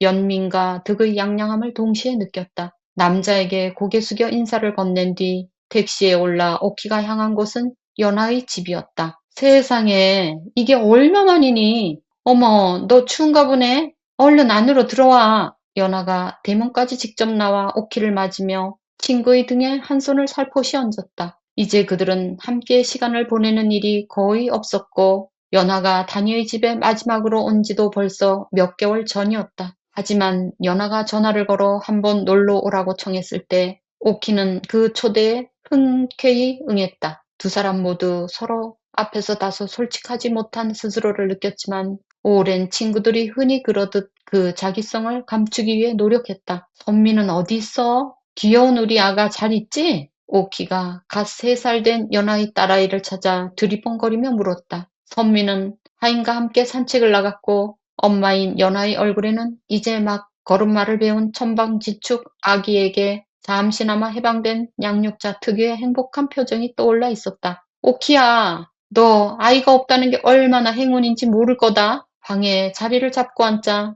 연하가 예전처럼 친근하고 솔직한 말투로 입을 열었다. 내가 아이를 사랑하지 않는다는 건 아니야. 내 딸을 위해서라면 뭐든지 하고 말고. 그렇지만 그 이전의 삶이 그립기도 해. 무대, 공연, 마음만 먹으면 다시 할 수 있지 않아? 너도 알겠지만 지금도 경성 시내 모든 카페에서 내 음반을 틀고 있다고. 선미가 태어나기 전에 연하는 가수로서 꽤 이름을 날리게 해준 대중가요 몇 곡을 녹음했었다. 그로 인해 연하는 자기 앞으로 약간의 재산을 모을 수 있었고 마 사장은 훨씬 막대한 양을 벌어들인 터였다. 정말이니? 내가 알 리가 없지. 밤에 외출해본 지가 얼마나 오래됐는데. 연하가 한숨을 쉬었다. 가끔은 옛날 그 시절이 마냥 그리워. 오키, 넌 안 그래? 그 모든 멋진 것들이 다 가능해 보였던 때 말이야. 이제는 잘 모르겠어. 나는 그냥. 연하가 머뭇거렸다. 그냥 하루하루 버티려고 노력할 뿐이야. 나도 옛날이 그리워. 우리 모두 순수했던 때가. 오키는 눈에 고이는 눈물을 꾹 참았다. 연하와 한철, 그리고 상처받을 걱정이라곤 없이 절대적인 확신과 순수한 마음을 온전히 다 바쳐 사랑했던 그 모든 사람이 하나하나 떠올랐다. 심지어 종호마저 조용히 자신의 곁에서 멀어진 지금 오키는 그에게 더 좋은 친구가 되어주지 못했던 것이 후회스러웠다. 연하가 손을 뻗어 오키의 팔을 토닥이자 오키는 울음 섞인 웃음을 푹 터뜨렸다. 뺨 위로 연신 흘러내리는 뜨거운 눈물이 어쩐지 다친 마음을 치유해주는 것 같았다. 우리 이러는 게 어때? 오키가 훌쩍이는 목소리를 말했다. 오늘 저녁에 우리 같이 나가지 않을래? 솔직히 술 한잔 마시고 싶다. 연하는 잠깐 망설였지만 이내 저항을 포기했다. 갑작스럽게 외출을 앞두고 보니 마음이 무척 들떴다. 부드럽게 콧노래를 부르며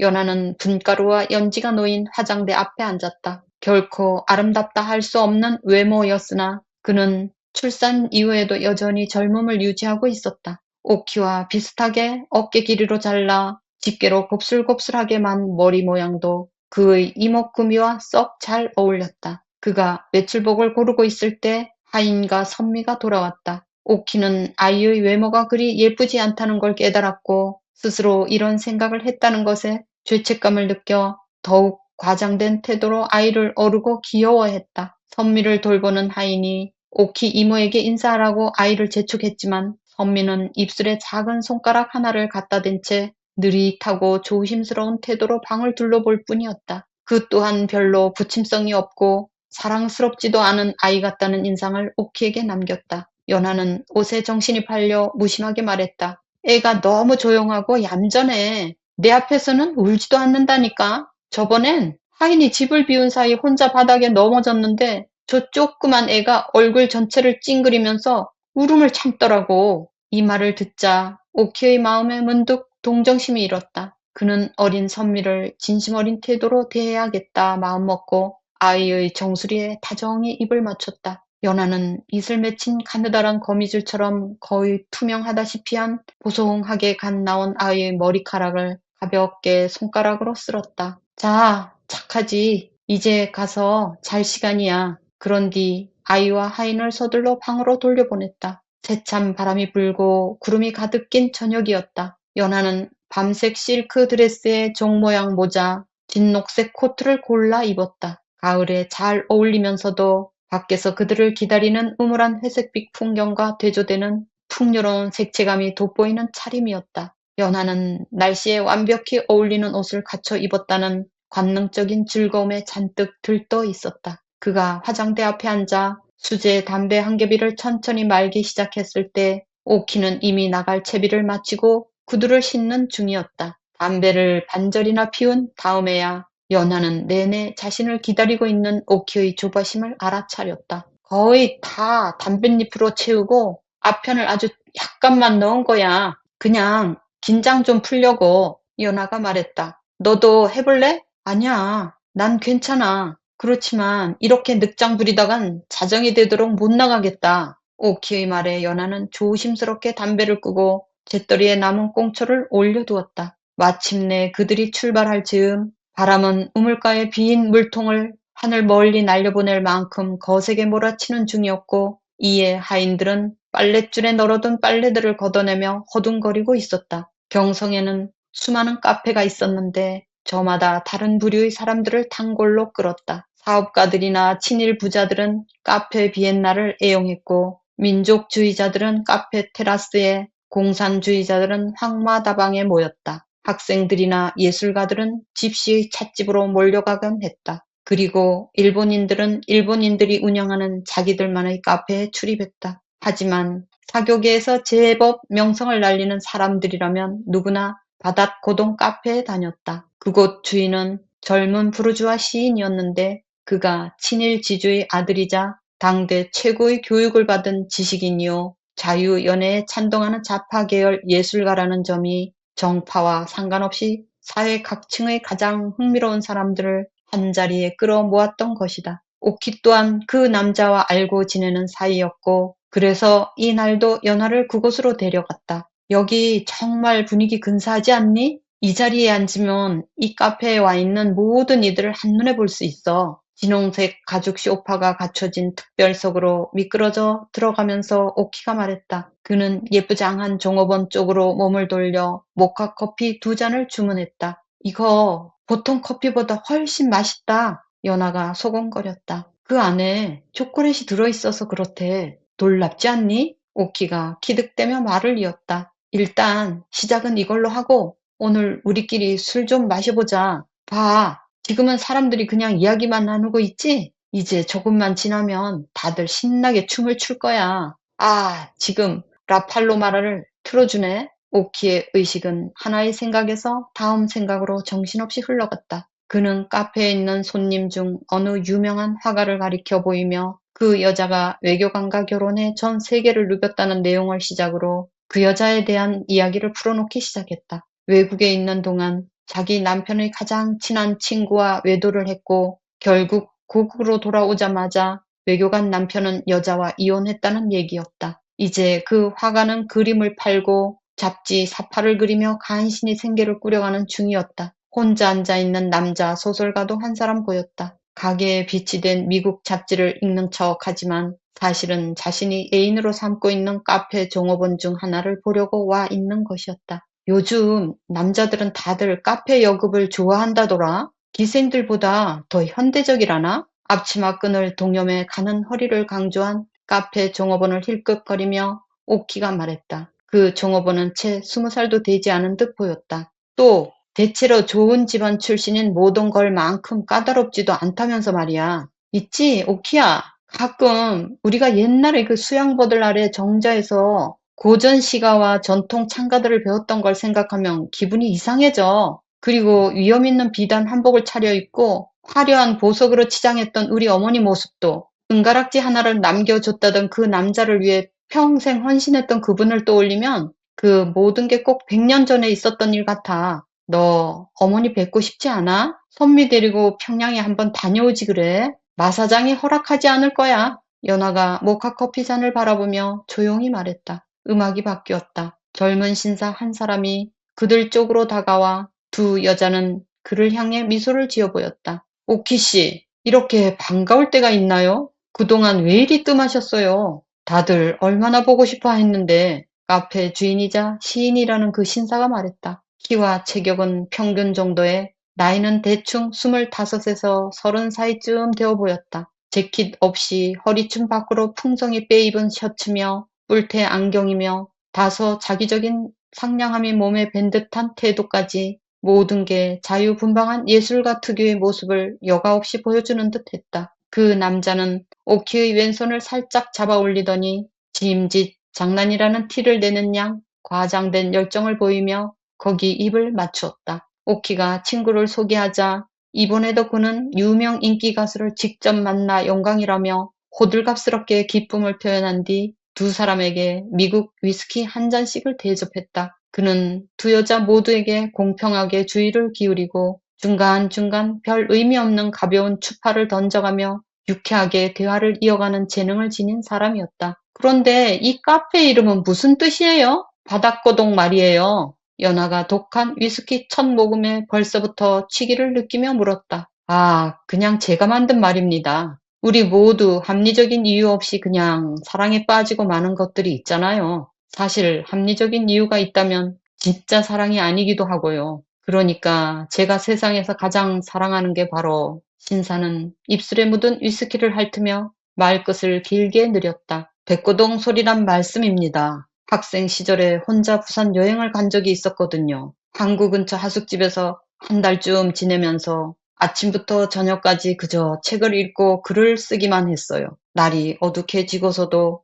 계속 책을 읽으려고 촛불을 켜고 앉으면 그게 참 어찌나 호젓한 느낌인지 온 세상에 오직 나와 내 책들만 남겨진 상태라 해도 믿을 수 있을 것 같더라고요. 제 방이 꼭 큰 바다를 떠다니는 배의 작은 선실 같다는 느낌이랄까요? 그러다 3시에서 4시 사이에 선착장에서 백고동 소리가 들리거든요. 큰 배들이 뿌뿌뿌 하고 길게 소리를 내면 좀 작은 배들은 뚜뚜 하고 화답하듯 경적을 울리죠. 그 소리를 들을 때마다 저는 지금껏 살아오며 그만한 기쁨이 없었던 것처럼 행복해지곤 했어요. 그 소리를 유리병에 담을 수만 있다면 슬퍼질 때마다 위스키처럼 조금씩 따라서 마실 텐데. 카페 주인은 미소를 지었다. 연하 씨는 바다에 가본 적이 있나요? 연하도 오키도 평생 바다를 본 적이 없었다. 심지어 그렇게 가까이 있는 인천에도 가보지 않은 터였다. 맞아. 두 분 다 북쪽 분이시죠? 그래서 두 분 모두 이렇게 아름다우신 모양입니다. 기생 중에서도 평양 아씨들이 최고의 일색이라는 말이 괜히 나온 게 아니라니까요.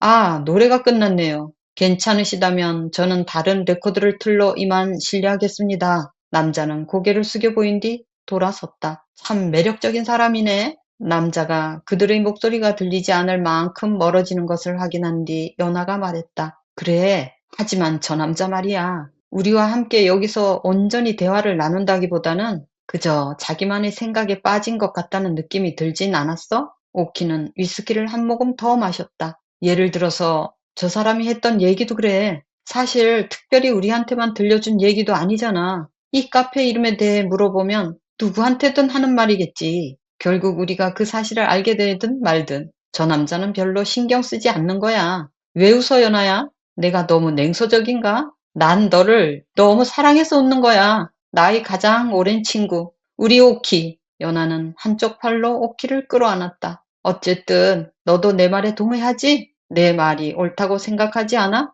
오키는 한철이 들려주었던 소쩍새 이야기를 생각하고 있었다. 그 이야기를 할 때의 한철은 꼭 제 마음 깊은 곳에 감춰둔 비밀을 오직 오키만을 위해 살며시 꺼내주는 듯한 느낌이었다. 그는 오키에게 이해받기를 원했던 것이다. 이 순간 오키는 그가 너무 그리웠다. 그래, 내 말이 맞아. 그렇지만 너는 늘 남자들에겐 깐깐하게 굴었잖아. 아, 오키야, 지금 나오는 노래. 두 사람 모두 말을 멈췄다. 축음기에 새로 걸린 건 연하가 녹음한 음반이었다. 방 건너편에서 시인이자 카페 주인인 남자가 그들을 향해 손을 흔들어 보였다. 쌍쌍이 앉아있던 사람들은 마치 마법에 걸려 잠들어 있다가 음악을 듣고 되살아난 동화 속 사람들처럼 자리에서 일어나 춤을 추기 시작했다. 흐르는 듯한 조명빛이 그들 위로 쏟아지고 벽에 비친 그들의 그림자가 빙글빙글 돌았다. 내가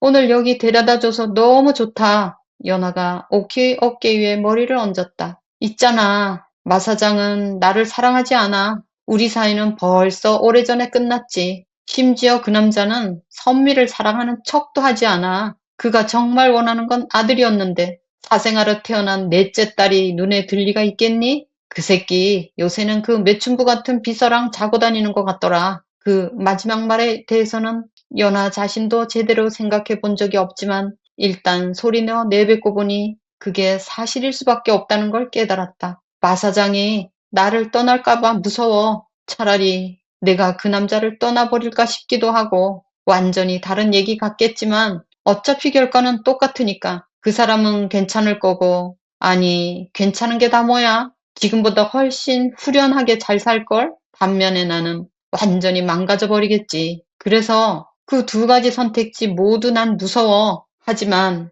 아무것도 하지 못하는 지금은 너무 불행하지. 나 정말 어쩌면 좋지? 영원히 그 남자 곁에 머물러 있을 필요는 없어. 오키가 친구의 손을 잡으며 말했다. 하지만 다시는 누구도 날 사랑하지 않으면 늙고 버림받은 여자, 남자한테서 쫓겨난 첩이라고 다들 손가락질 할 거야. 예, 저기 전에 외교관이랑 결혼했었다던 화가 보이지? 오키는 진홍색 벨벳 원피스 차림으로 시인 겸 카페 주인과 춤을 추고 있는 여자를 가리키며 말을 이었다. 저 사람이 파리랑 베를린에서 외도했을 때 말이야. 나이가 이미 30에 아이는 4명이나 됐대. 너는 이제 25밖에 안 먹었고 아이도 하나밖에 없잖아. 춤을 추던 화가가 파트너의 귓가에 대고 무어라 속삭였고 이어 두 사람은 머리를 뒤로 젖힌 채 크고 유쾌하게 웃어댔다. 여자의 전 남편도 비밀리에 애인으로 삼았던 전 남편의 친구도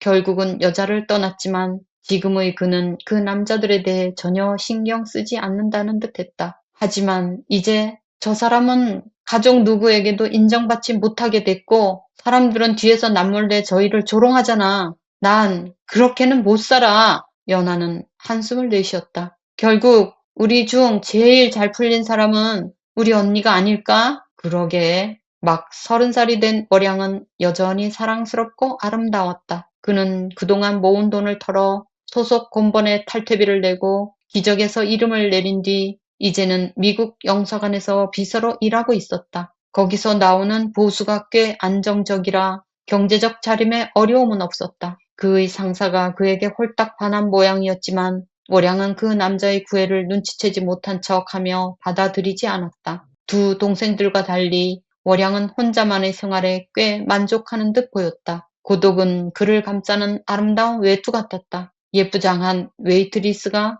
황금빛으로 빛나는 연갈색 술 2잔을 들고 그들에게 왔다. 저쪽 코너 부스의 신사분이 보내신 꼬냑입니다. 그가 눈짓으로 건너편을 가리키며 말했다. 장교님 말고 나비 넥타이를 매신 신사분이세요. 남자의 얼굴을 보는 순간 오키는 온몸이 얼어붙는 듯했다. 카페 저쪽에서 오키를 빤히 바라보고 있던 그 남자는 더 이상 예전의 제복 차림이 아니었지만 그때와 다름없는 오만한 미소를 띠고 있었다. 그는 제 친구에게 몇 마디를 건네더니 곧 자신의 술잔을 손에 든 채 자신 만만하고 빠른 걸음으로 오키와 연화가 앉아있는 테이블을 향해 다가오기 시작했다. 자, 이제 17장에 들어오게 되면 제목이 고동 카페 이렇게 되어 있습니다. 1933년, 그러니까 세계적인 공황이 오게 되죠. 1차 세계대전 이후에 세계적인 공황이 오게 되면서 이제 어렵게 되는 그런 것이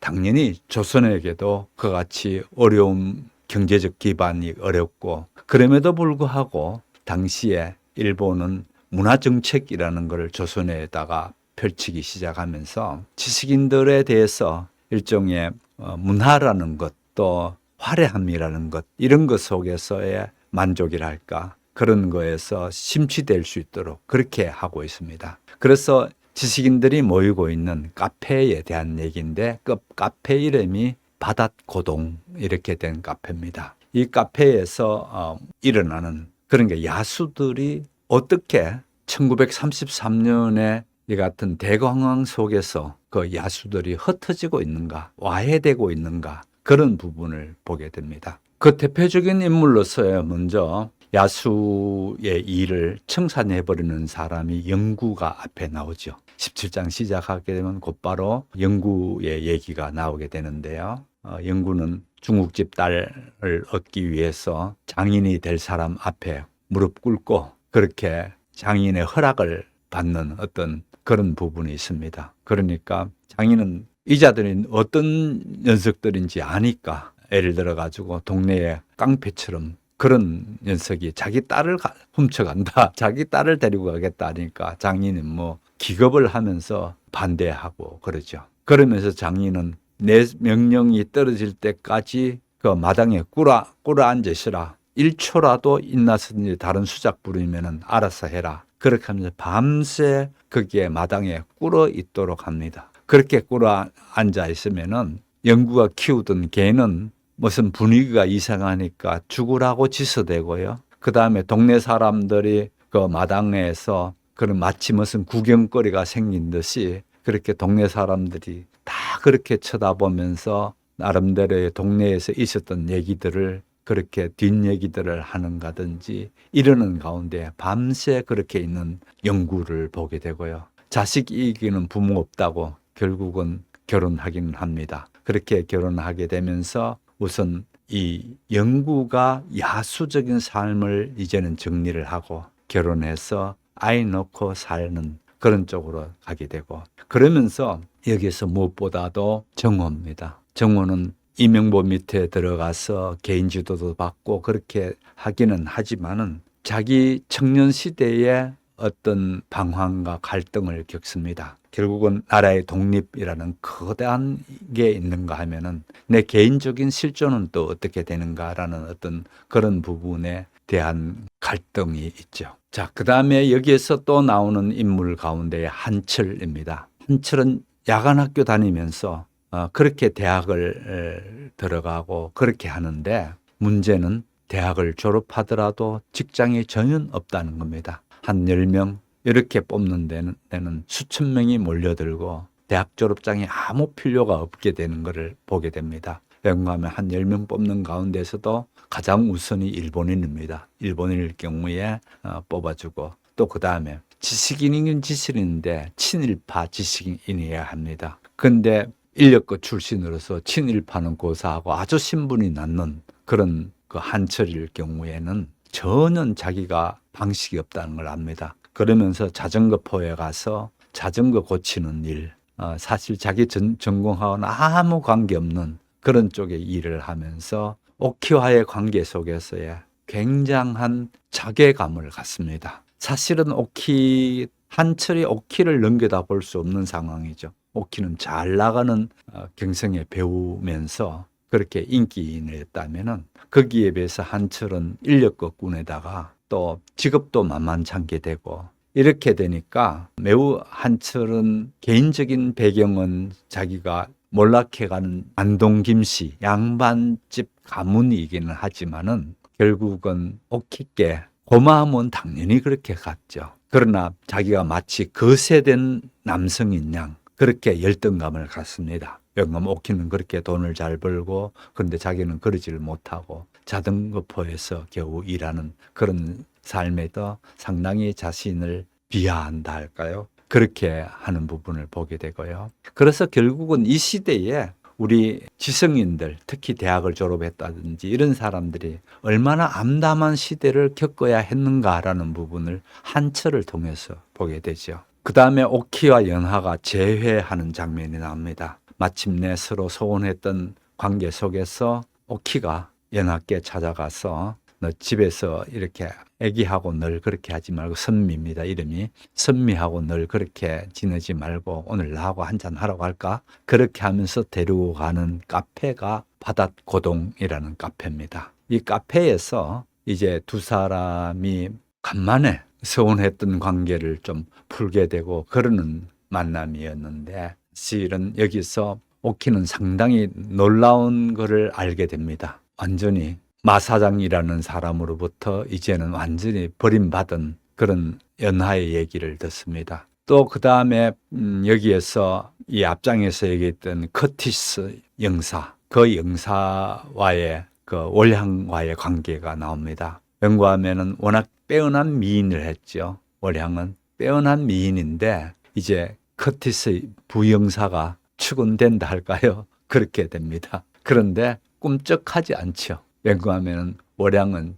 자기가 분명한 그게 있죠. 해숙을 위해서 자기 인생을 다 걸고 있는 걸 보게 됩니다. 부영사의 구애를 정중히 거절합니다. 거절하면서 여전히 고독하지만 당당한 삶을 유지시켜 나갑니다. 마치 그걸 다시 보게 되면 세상을 향하여 야성적인 것, 그런 부분을 그대로 가지면서 강인한 여성으로서의 월향을 우리는 여기서 볼 수가 있고요. 그런데 이 카페에서 놀라운 일이 있습니다. 카페에서 이토를 만나게 됩니다. 야마다와 이토가, 이제 이토는 군인으로서 전역했고 그렇게 양복을 입고 있고, 야마다는 이제 여전히 군인으로서의 군복을 입고 있었다면은, 이 카페에서 그렇게 사람들 이러는 차에 어떤 꼬냑을 보내왔다면서 이쪽에다가 두 사람 있는 자리에 꼬냑을 직원이 배달합니다. 그래서 누구냐고 그랬더니 저쪽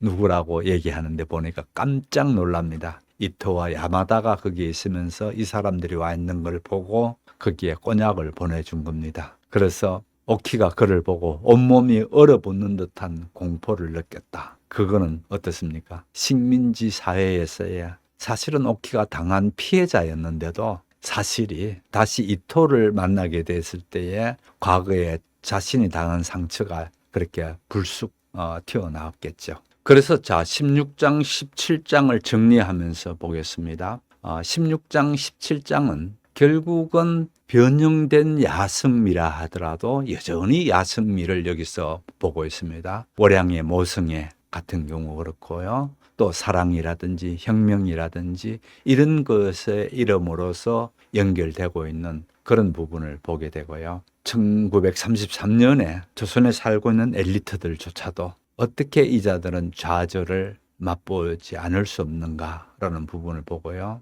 무엇보다도 오키가 한철에 대해서 그렇게 아끼고 그러는데 실제 둘이는 매우 좋아하죠. 그래서 좀 소설 본문 가운데서는 한철과 오키가 서로 사랑을 나누는 그런 장면이 두 번이나 나오는데 그 첫 번째 장면이 너무너무 아름답게 그렇게 묘사되어 있죠. 두 사람이 얼마나 좋아하면서 결국은 그 마음으로만 좋아하는 게 아니고 몸이 하나가 되는 장면을 잘 묘사한 게 그렇게 한철과의 오키의 관계였다면은 그것조차도 이제는 시대적인 환경, 그러니까 한철이 처한 환경과 오키가 갖게 되는 그런 헌신적인 그런 사랑에도 불구하고 한철은 자기 자괴감, 또 그 다음에 기생과의 사귀면서, 과거 기생과의 사귀면서 이제 결혼하겠다는 그 얘기를 부모들, 집에 어른들께 얘기를 못하는 거예요. 그러면서 결국은 두 사람 관계에서 갈라진다 할까요? 소원하게 되는 그런 과정을 보게 되고요. 결국은 이들이 겪는 고통과 배신, 이런 것들이 그대로 여전히 있는데 그 속에 이것조차도 견뎌내는 힘이 어디에 있다고 본다는가 하면은요, 야수적인 근성이 결국은 우리 한국민들의 끈질긴 생명력의 핵심이다. 이 부분입니다. 그래서 이 부분을 잘 보면서 이 소설을 나가게 되면은 참 정확히 잘 묘사했고 참 대단하다. 그런 자긍심이랄까 긍지도 느끼면서 그렇게 볼 수가 있을 것 같습니다. 아무튼 시대적 아픔 속에서의 이 인물들, 우리는 지금 너무 좋은 시대에 살기 때문에 이런 거를 못 느낄지 모르지만은 사실은 숨가쁜 생존의 자리였죠. 그 숨가쁜 삶 속에서 어떻게 이 야수적인 본성을, 근성을 그대로 유지시켜 나가는가라는 부분이 16장, 17장의 핵심 요소였다. 이렇게 되겠습니다. 오늘 또 긴 시간 이렇게 함께 해주신 여러분 감사드리고요. 이제 곧 성화의 계절을 맞게 될 텐데 우리도 부쩍 커나갈 수 있는, 특히 독서에 있어서 그렇게 부쩍 커나갈 수 있는 우리 모두가 되시면 좋겠습니다. 다음 주에는 연휴가 끼어 있는 토요일입니다. 그래서 연휴가 끼어 있는 토요일일 경우에는 우리가 방송하지 않는 걸로 되어졌습니다. 5월 1일인데요. 그래서 5월 1일이 끼어 있고 그 다음에 연휴가 되어져 있고 이래서 토요일 날은 쉬게 되고요. 그 다음 주일 토요일 날 뵙도록 하겠습니다. 함께 해주신 여러분 대단히 감사합니다. 안녕히 계십시오.